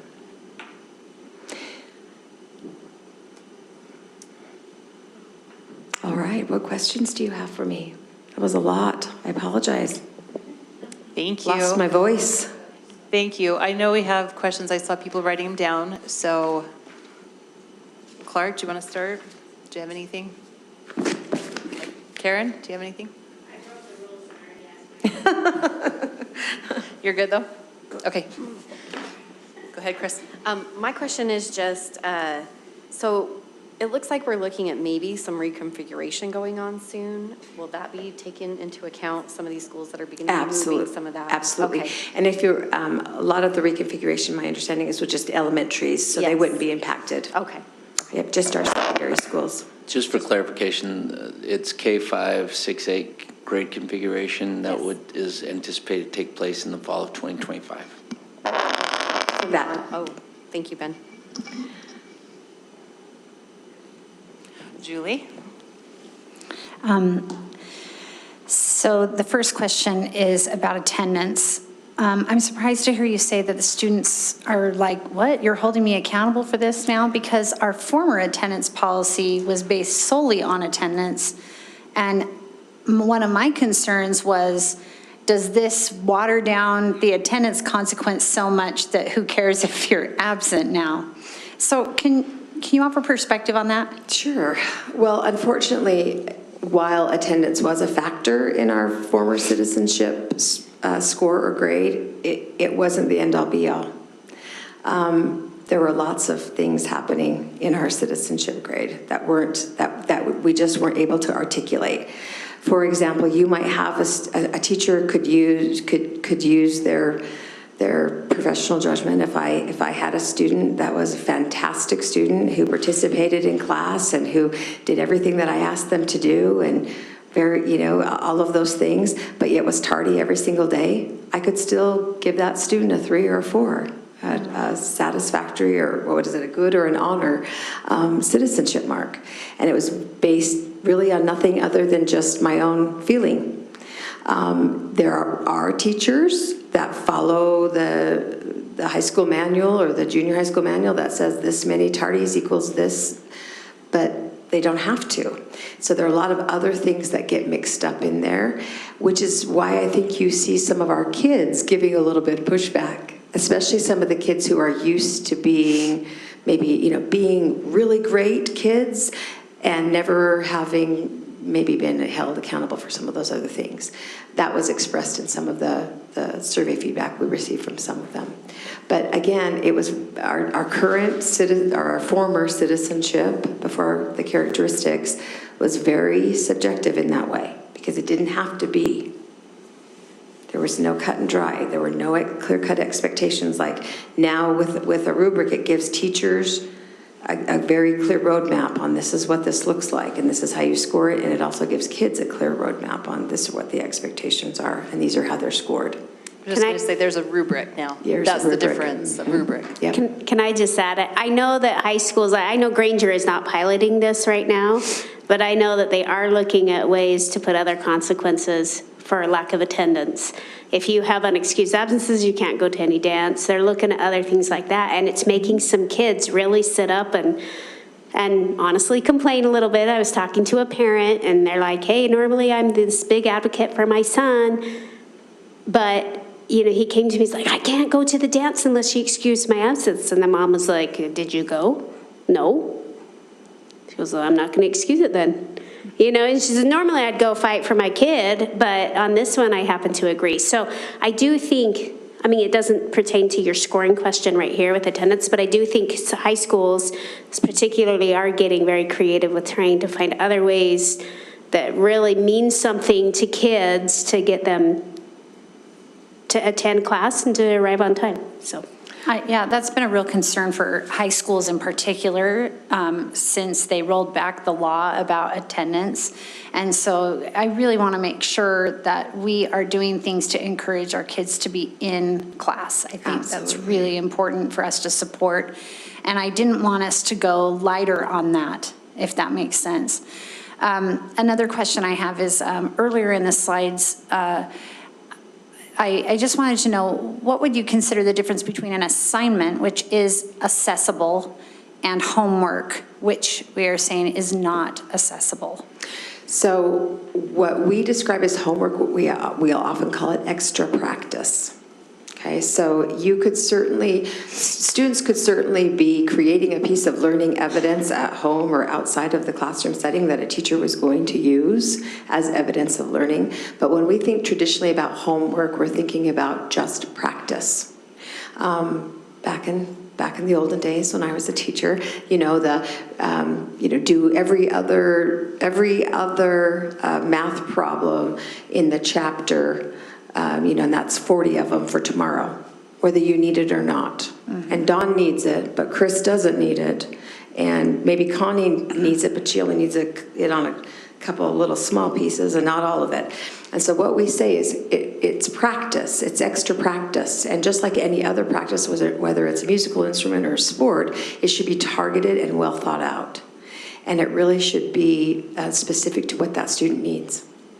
Yeah, I think too that with the CPA, maybe that will correct one problem that I'm seeing in the schools, which is where teachers are saying, well, we want our students to do the practice and they're not. Yeah.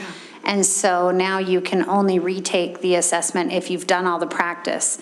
And I've seen at my house this beautiful thing where my children are very self-aware in terms of what they know and don't know.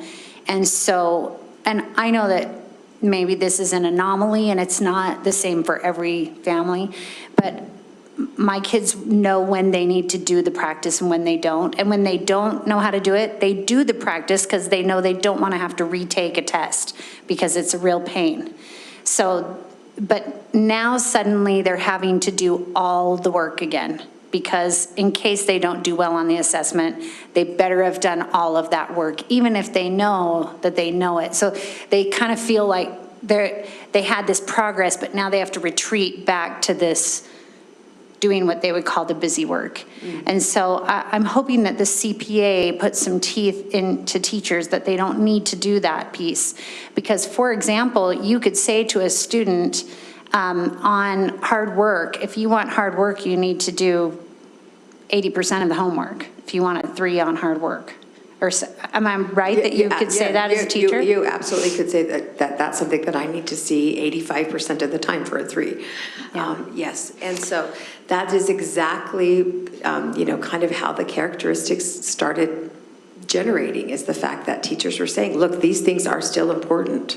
Kids do, being responsible and doing the, the assignments that we're asking them to do, that again are targeted and specific and thoughtful and not just busy work, and that they are, being respectful in class and they're listening and they're coming on time. All these things are still really important, where before we conflated those into the grade, can't do that anymore. But now how do we reinforce those important things that again are really key to academic success? And so this is the means through which we do that. And I think that that's a demonstration that kind of leads into the next question, which is our teachers, especially on the secondary level, because these are secondary kids that I'm talking about with this issue, this is such a work in progress, right? They're trying to figure it out. I don't mean to criticize those teachers for doing that. They're trying to work out a pedagogy that will work with proficiency-based learning. And for many of them in our high schools, this is their first or second year, or maybe next year is their first year of using proficiency-based learning. And we have this group of juniors this year who have been the guinea pigs every year for every teacher. And I'm concerned about them because I have a son who's a sophomore, so he gets them all on their second year. But it's very clear to me that it's a rookie PBL teacher when it's a rookie PBL teacher. And so it's having an impact on our junior class, I think. And I want to make sure that it doesn't impact their ability to graduate or I just want to make sure that we have some safeguards in place for them because we're aware that they are guinea pigs.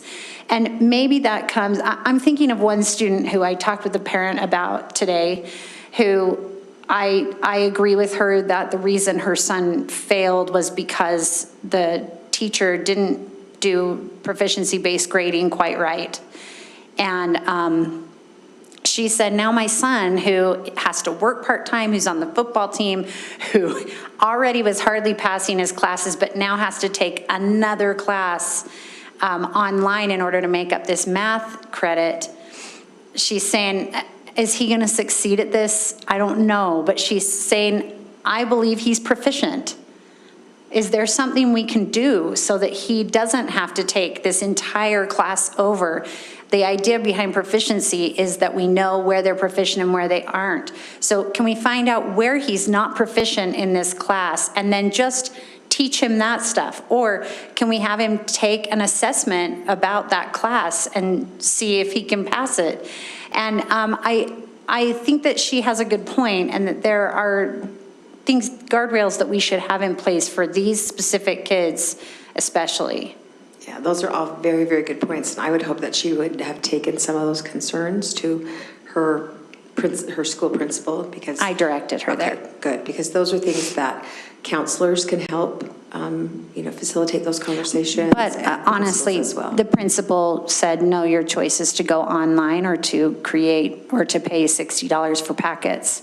So there wasn't another option Gotcha. besides that. And given. there are lots of other options. So Julie, with that particular case, I'm happy to help direct that patron to what the And in next that steps case, could be. we need to make sure our principals know the options. Yeah. Yeah. We'll talk about it. Okay. Yeah. Sure. Yeah. Because what you described there, Julie, is exactly what the goal of proficiency-based learning is, right? Is to really individualize and really make sure that our students, in your example, a student who's really just struggling with one or two concepts or pieces of concepts gets the support they need. Whereas that is how we're able to identify that a student, standard by standard, what a student needs, where their areas of strength are and where their areas for growth are. We couldn't really do that before with traditional grading because the grade was all of these other things. But now we know when we look at proficiency scores based on specific standards, exactly where those gaps are and where we can support. Well, and if I can take it to another level so that the idea, when I taught high school, it was, I was taught in an alternative high school, and you got kids who were way behind in their credits. And so I could take a student and say, okay, Math 9, you failed it. So let's have you take an assessment. We're gonna see what you didn't understand and what you did understand. And they think that they failed and got 0, but really they're like, oh my gosh, I knew half of this. And that's like very surprising to them. And then we could say, oh, well then let's just, instead of teaching you 100%, we only need to teach you this 50% you didn't know. We would target that, and then we could give them that credit, and it didn't take all the time and effort. And I think that's where this is headed. And I don't know how, I still in my brain would like to get some ideas of how that works with seat time, because I think seat time is important too. But there's another piece of this in which we have an opportunity here to not take up our kids' important time of developing their talents in kind of circling back on the same things over and over that they actually already know. And we can actually push them forward and closer to their potential. And we can also do that on an individual basis because every kid knows different stuff. Sorry, that was a soapbox. Good points. Good points. I had one more. Dawn, that graphic that you love, when you placed it up there, I had the same problem. I thought, why is academic proficiency over there and it's equal with dependability and equal with, it should be the big thing with all these. And so I just wanted to say, when you said your idea of putting that in the middle, I said, well, that solves my problem. Oh, I'm so And- glad I was able to solve one problem today, Julie. Well, what, I'm trying to put my support behind you for changing the graphic, because I think that is a great solution, and it more graphically identifies what we're talking about. I'm looking at Ben and the communications, our graphics folks, and Rick Anthony. Although I do like the graduation cap with the, but come on, you guys are brilliant, make it happen. I'll tell Steve Powell, he's the one who put that logo together. He'll be very disappointed in your comments, but I'll show that. Tell him I'm gonna bring him donuts. All right. Thank you, Julie. Signing off. Thank you. Okay, thanks, Julie. Kim? Thank you. I did save all my questions to the end, so some of my questions are about specific slides. I don't know if you want to go to those or not, but. Sure. I certainly Is it try to working? find them. It is green. Do I need to just be closer? Is that better? Okay. So 'cause one of them was around the graphs that you showed, specifically the graphs that compared 2016 data to current data. Yes. So maybe this is a silly question, but I was just looking in those The graphs. plot graphs, Kim, the ones with the orange dots. Yes, yes. Visually, the 2016 graphs almost look as though, like, there's a higher percentage of students excelling. Most of the red was like all the way on the right at the top, right? The other graphs are more spread out. So again, maybe I'm just not knowing how to read the graphs, but that's how it looked to me. So I just wanted to get your input on that.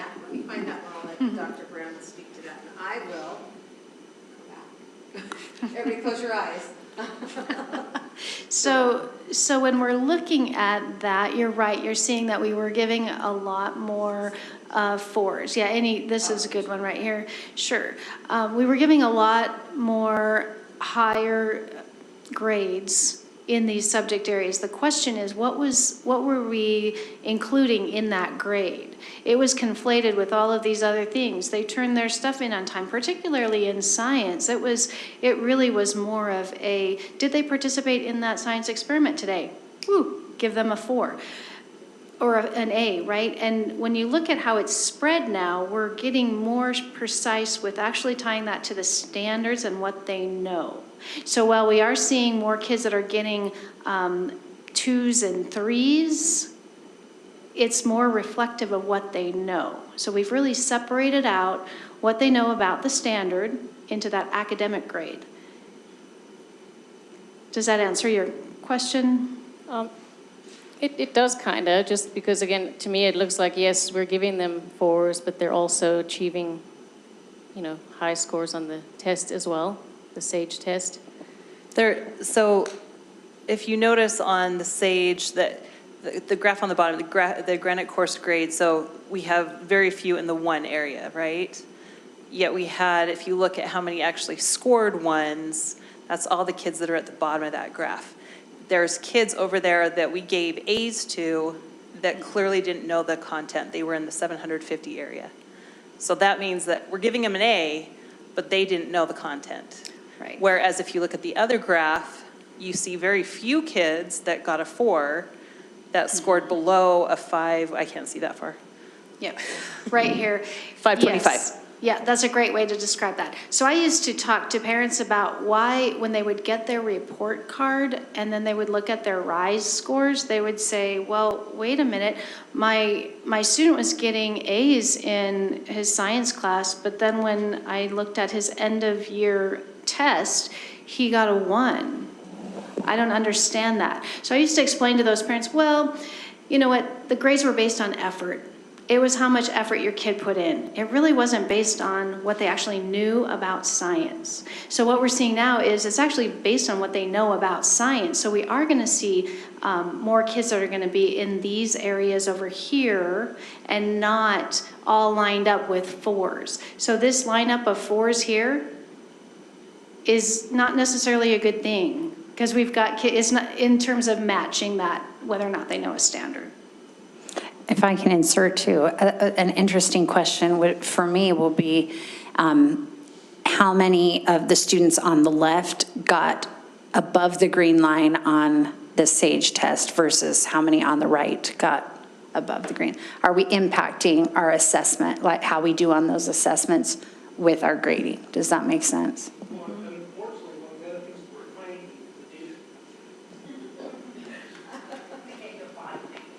Unfortunately, what we're finding from the data that we get from the colleges and the universities is several of our kids entered college and then had to take remedial classes because they were not prepared, even though their grades indicated that they had gotten an A. So that's a problem too, because then parents might say to us, how come my student got an A, but they're taking remedial math in college? Do you see the problem there?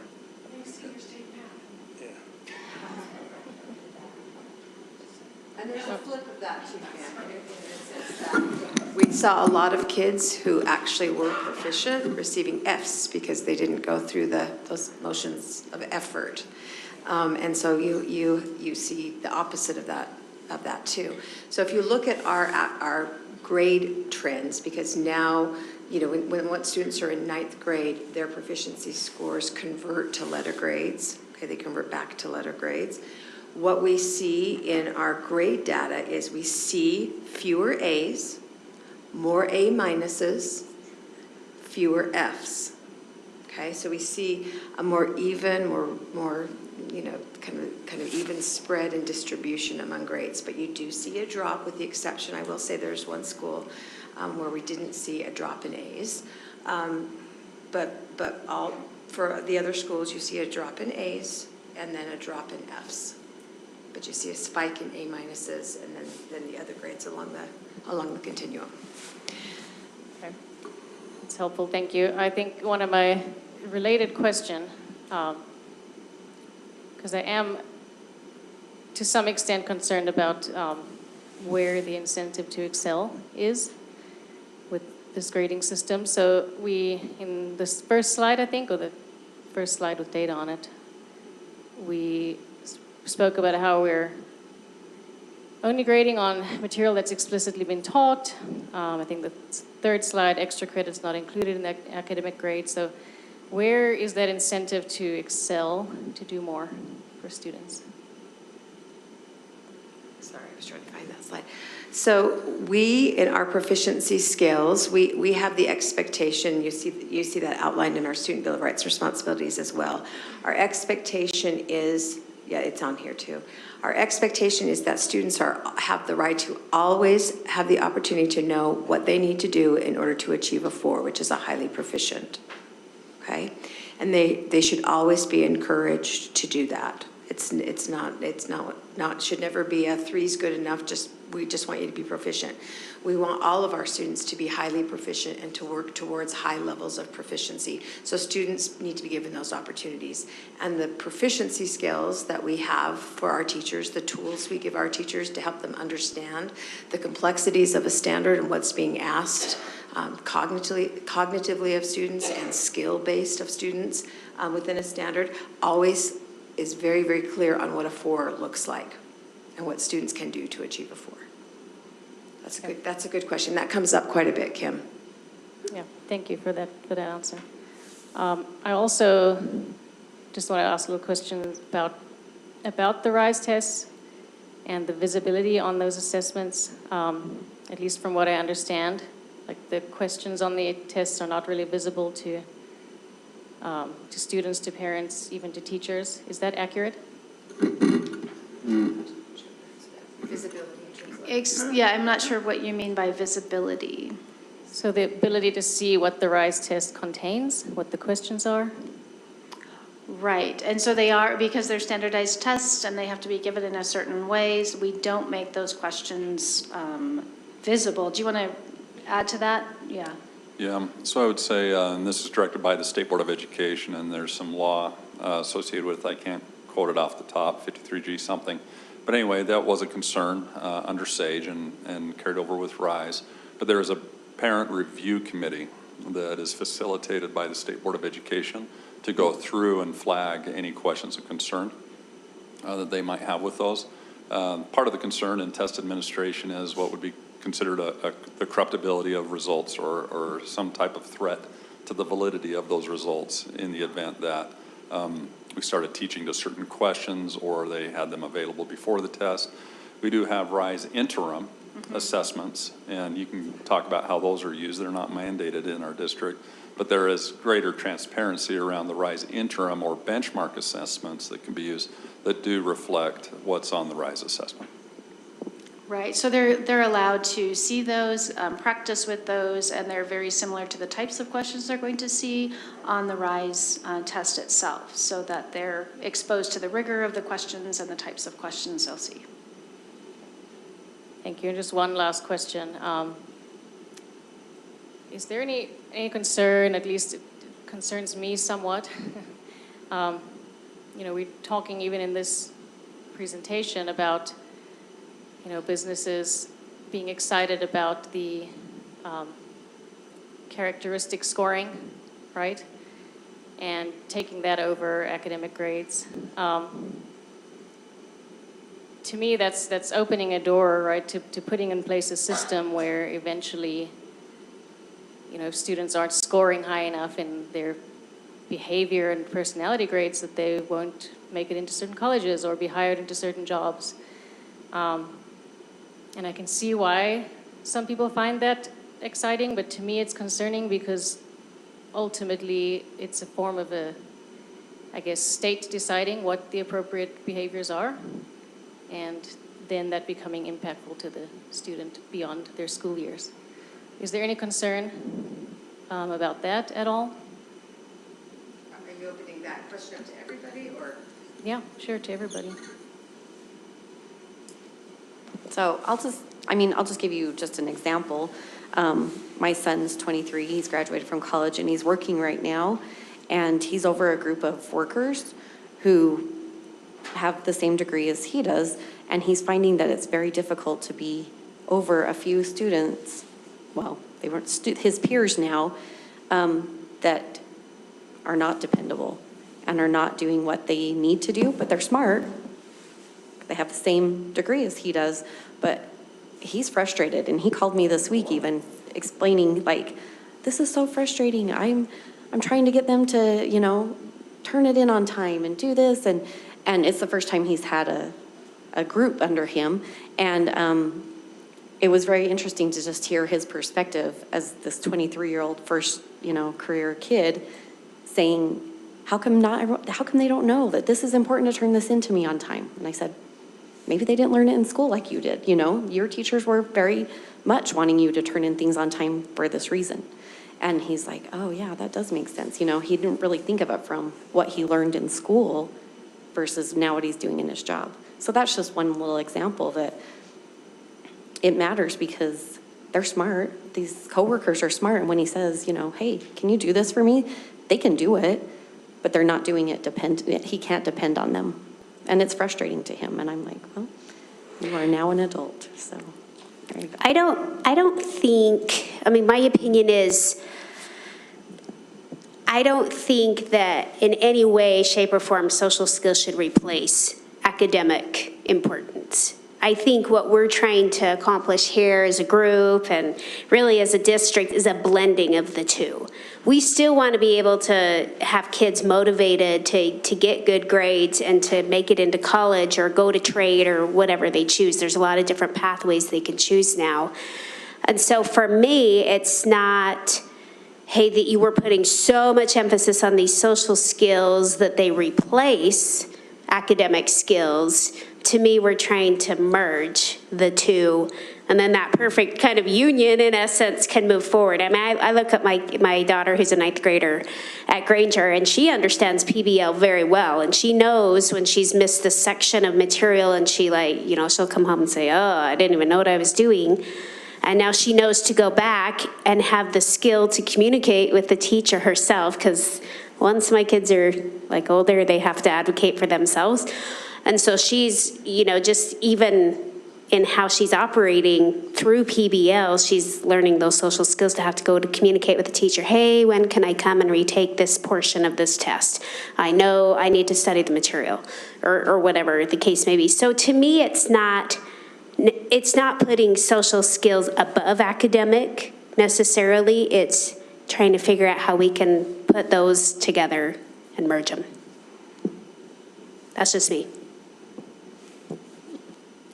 Dr. Bramble, how, if a transcript is pulled up and somebody takes their transcript to somewhere, I assume that it doesn't show a detailed CPA like that, does it? What does it look like?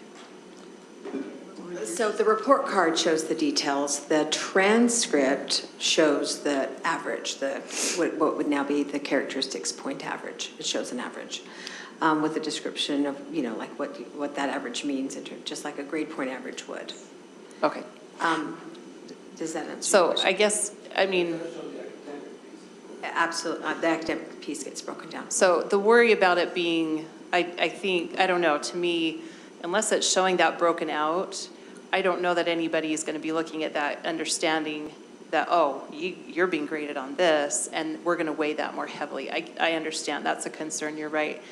I personally haven't heard from any parents as far as a concern in that. And specifically as a teacher, I mean, I've talked to my own colleagues about this and said, this is what we're doing. And they're like, can we get this? Because, it is hard to communicate that to parents. And when a kid comes home with, okay, they only got a B in my class, and a parent's like, well, why are they getting an H or why are they getting an S? That doesn't communicate anything as to, oftentimes your citizenship, what we're grading on here, will reflect what's on your grade. If you're not getting a 3, a proficient on your citizenship, that's probably reflected in your grade. And this way, it is a way for them to communicate that to the parents, at least to me, in my view. Is that what you've heard? I feel like that's a way to have parents have a greater understanding of what's going on. And I feel like that, at least with my daughter's report card, when I've gotten it from elementary, and I know you've seen some elementary report cards, but, before it was just, why did you get a 2 on this? And she goes, I don't know. And this time I could say, oh, you got a 2. Your teacher says that you're not communicating well. Why don't you make sure that you're speaking up in class? She's very shy. So make sure that you're asking questions. Make sure that you are answering questions so that your teacher knows that you understand the materials. Does that make sense? I feel like that kind of helps me as a teacher. So Yeah, it makes sense, and I understand very well the real life examples that you're sharing. My concern is not that people don't need those skills. It's just want to be cautious of and mindful of, like, not setting up a system that can end up being, again, a state determining what is acceptable and then that affecting your future in terms of behavior and personality, because I think that's not ethical. So if, just, I guess for the whole board, maybe keep that in mind as we do anything along these lines. Thank you, that's all for me. Thank you, Kim. thanks, Kim. Connie, did you have any questions or comments? Nothing? Okay. I just had a couple questions to wrap it up. The Student Bill of Rights and Responsibilities, you said that has been posted places. Is it also included in, like, student handbook? Is this, are kids intimately aware of this and where it is found and what this contains? Kids and their parents are intimately aware. Because as a parent of a high school, if I wasn't on the board, I would not be aware of this. Okay, well, and I'm sorry to hear that, Nicole, because I hear from teachers all the time who have concerns. Sometimes they feel like kids feel a little too empowered by the Student Bill of Rights and Responsibilities, and they've offered some very constructive feedback on that. And so I know that it is in the hands of students. At one point, we did ask that every teacher that was implementing PBL and we provided them as a district, have a poster in their classroom. We asked the building administrators, kind of gave them a little checklist in terms of, please make sure that you have this on your web presence. Your teachers have this in their disclosure. You're looking for it in their disclosure statements. It's like so on and so forth. So I would say, your child might be the exception to the rule, or they just didn't need it. And so because kids find this and parents find this. This is the crux of, and for good reasons. We have really good conversations around this document. As flawed as it may be in the eyes of some of our teachers, it definitely does give us a nice framework, and it does give us a good opportunity to have conversations about expectations from both schools and from students, right, what their responsibilities are. We've even had some of our high schools who've built school-wide expectations, school-wide, around the Student Bill of Rights and Responsibilities, which has been practiced at a couple of our high schools, which has been very helpful for things like, deadlines and resubmissions and things like that. Just some feedback from my perspective too on this. Since I had secondary students when this came out, when it first came out, there was so much about it. I got tons of information about it, but now I haven't heard anything about it in a while. So I wonder if, because Nicole is a newer secondary parent, if that's part of the situation. Ben does include it in our handbook that we send out, our parent engagement handbook. It is listed. Not this. Isn't this one in there? I think there's a version of this. This is a little bit wordy and big, but I can go get copies of it.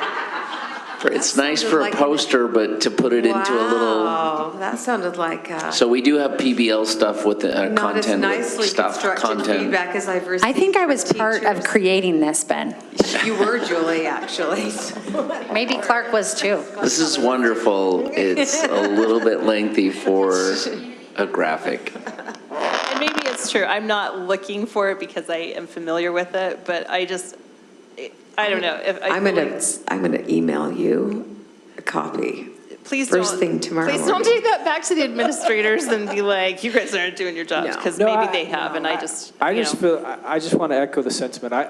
I'm not sure it's as prolific as we maybe would like to believe that it is. Okay. I think there's a lot of first-time secondary parents. There's a lot of first-time elementary parents, and I feel like there are many of us who have talked about this so much that it's easy to fall into the perception that how could anybody not have read this 100 times?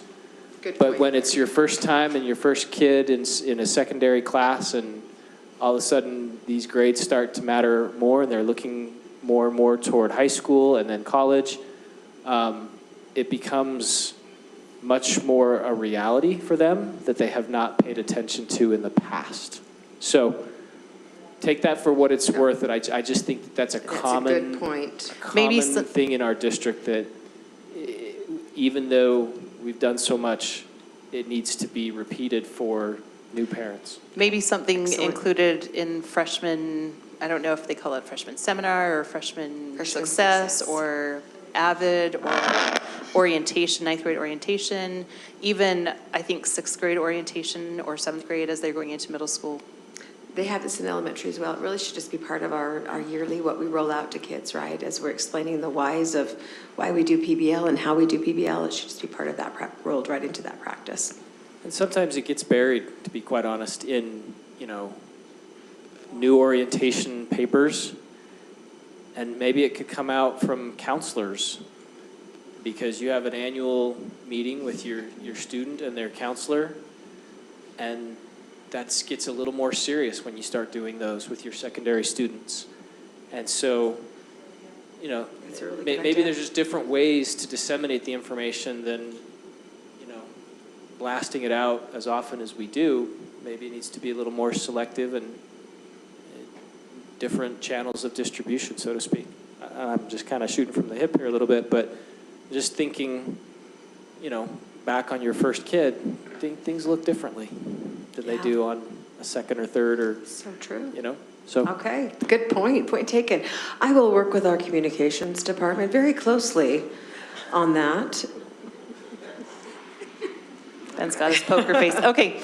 I do have I want to talk with you afterwards about a question that I had, but that not everybody needs to hear because it's just a specific one. Sorry, I'm going through to get my questions. Oh, okay. So my question centered around, as we implement this, the piloting. You guys talked about how, and I have had this feedback from some teachers in the Kearns network, that scoring time is an issue for teachers. I have a teacher who's teaching 8 periods, has sold both of his preps and has over 300 kids, and he said it took him half the day. And I realize this is the first, these are the first times that they're doing this. I just want to double check, is the teacher work day at the end of the quarter, is it a full day that they get to complete their grades, or is it taken up now by any professional development? What is that? What does that day look like? It's half and half? Is there a way, as that leads to my second question, is there a way as we're implementing this, along with the new Focus, SIS, can we make sure that teachers have enough time as they're implementing this new, as we're learning this new, the new CPA, as well as learning the Focus? Can we make sure, I'm going to look right at you, can we make sure at the beginning of the year that we give them maybe a little bit less professional development time and more time to work as a PLC or grade level or whatever, to make sure they have enough time to feel comfortable with this? Because I don't want it to be a crash and burn and teachers to be so overwhelmed by it at the beginning of the year. Dawn? Can you speak to what you've seen though from year 1 to year 2 and the time that it takes for people to do this? Yeah, it definitely does improve from year 1 to year 2. The times definitely do get better. The more actually we see improvement in time over, from quarter to quarter. So the gentleman in the Kearns network may have very well been speaking about his very first time entering scores, which that still is a lot of time. Sure, Nicole, to your point. and I totally understand that. I'm saying that this year specifically, as we implement a new SIS, I see what you're as saying. well You're talking as about all of these things that we're implementing. Yes, we're putting all of Let's this put Rick stuff. Anthony on that Can one. we make sure that we give them adequate time, working with GEA, but make sure we give them adequate time that they are able to fully understand this and implement it without having to put in a lot of extra time on their own? Yeah, I just wanted to talk into the mic 'cause it's kind of odd just to come stand next to you, Nancy. Right now, end of terms and prior years have always been, can't say always, but for many, many years have been half and half professional learning, half planning. One thing I can tell you, and I'll own, it's mostly been through the lens, and I think your point's a good one, and I wonder if that could be part of our solution, and we can certainly talk, is the end of, right now we have reserved for professional learning at the start of the year, I want to say 2.5 days on Focus, which, again, for some teachers, this is always the challenge of professional learning, is the differentiation. For some teachers, 2.5 days will probably be overkill, and for some, that might not be enough. So it's that delicate balance. The other piece that we do have reserved is at the end of first term, that professional learning that day, half-half, that professional learning is Focus, specifically, rather than some menu or a principal-directed professional learning. So that could be an opportunity to give more time on that very first go-around at the end of the term. Focus School Software is the new grade book. It's our new grade book. It's a new SIS, Student Information System, of which a part is Gradebook. Sorry, thank you. So can we make sure we communicate that then really well, that as part of that Focus training and such, that we give them time to implement the training, perhaps in a group as they are working on it together, to answer questions, to do, but that it's not just, I know that sounds silly, but I don't want teachers to feel so overwhelmed with this that we're going to have them quit the first week. It doesn't sound silly. It's a great idea. Yeah, and I think some of the things I hear about PD, and there's some teachers who are okay with PD, and then there's another group that might not be. But a lot of what I hear on feedback in PB is it's just one way. It's you're in a training, you're learning all this new things, now go and do. And you skip right over the practice trial period. And so I worry that too much of our PD is just one way, and that we're not allowing, the very thing Nicole's, I think, getting at is, when is the time to practice before it really counts?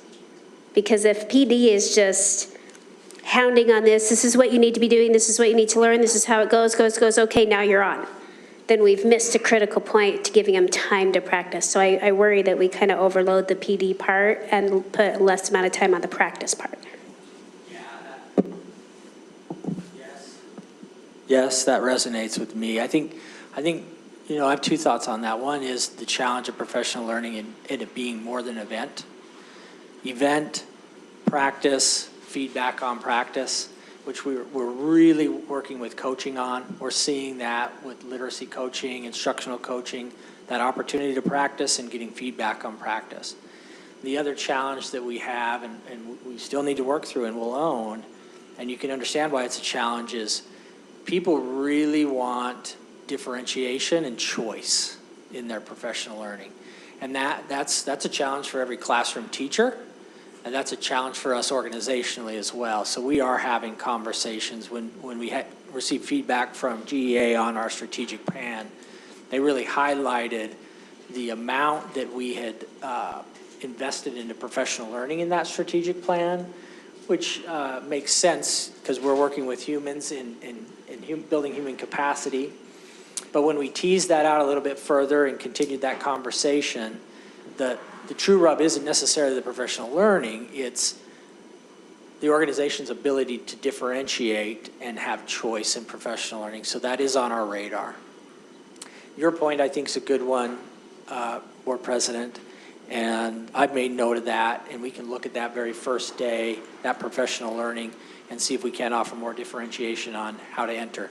I will say, from the get-go, our challenge we knew early on a teacher area of concern would be the time of grading, and especially in secondary, not so much in elementary, but in secondary, just for the sheer amount of students that they would have. And so that's been a part of our conversation all along. We pre-populate, so strategies, it's not completely solved, but strategies we put in is pre-populating the dependability. We've talked about defaulting all scores to 3s, and then that way the teacher really doesn't have to touch every single one, coming in with the assumption that every student's proficient. Then I'm only touching the ones that are beyond or the ones that are perhaps lower as a time saver. So that's another example of things that we've been testing, and we'll continue to do that. Thank you. I think that's so important. And while I'm advocating for the teachers, I'm advocating for the students, because I think essentially if that overwhelms the teacher, it's not going to communicate what we want to the students or to the parents, for that matter, that this is what we're seeing, and we want this to be effective. We want it to be an effective tool. So let's give them the time to learn it so that our parents and our students can benefit from this. So that's just Thank you, Nicole. Good point. All right, Chris's alarm went off, so I think we're done. Is that right? I told you guys last time how I go to bed at 8:30, so I've still got 45 minutes. Okay. We've got 45 minutes. I fade fast. Can't you just see me fading? Like this is why I tell Rick Anthony I'm expiring, because I'm faded. I fade fast. So You're not expiring. I really appreciate your time, Joan and I do, and really just the level of discourse and the amazing questions tonight. Thank you so much. This was, I hope, as beneficial for you as it was for us. It was great. Thank you. Okay, Thank thanks you. you guys. Thank you so much for your time, for you guys being here. We really appreciate it. Are there any other questions for him before we let him go? We're good? We're good? Awesome. Okay, thank you. All right, an executive session was listed on our agenda. We do not need that. So with that, we are done. And I will Move to adjourn. Second. I'm ready. All right, we have a motion and a second. All in favor? Aye. All right, thanks.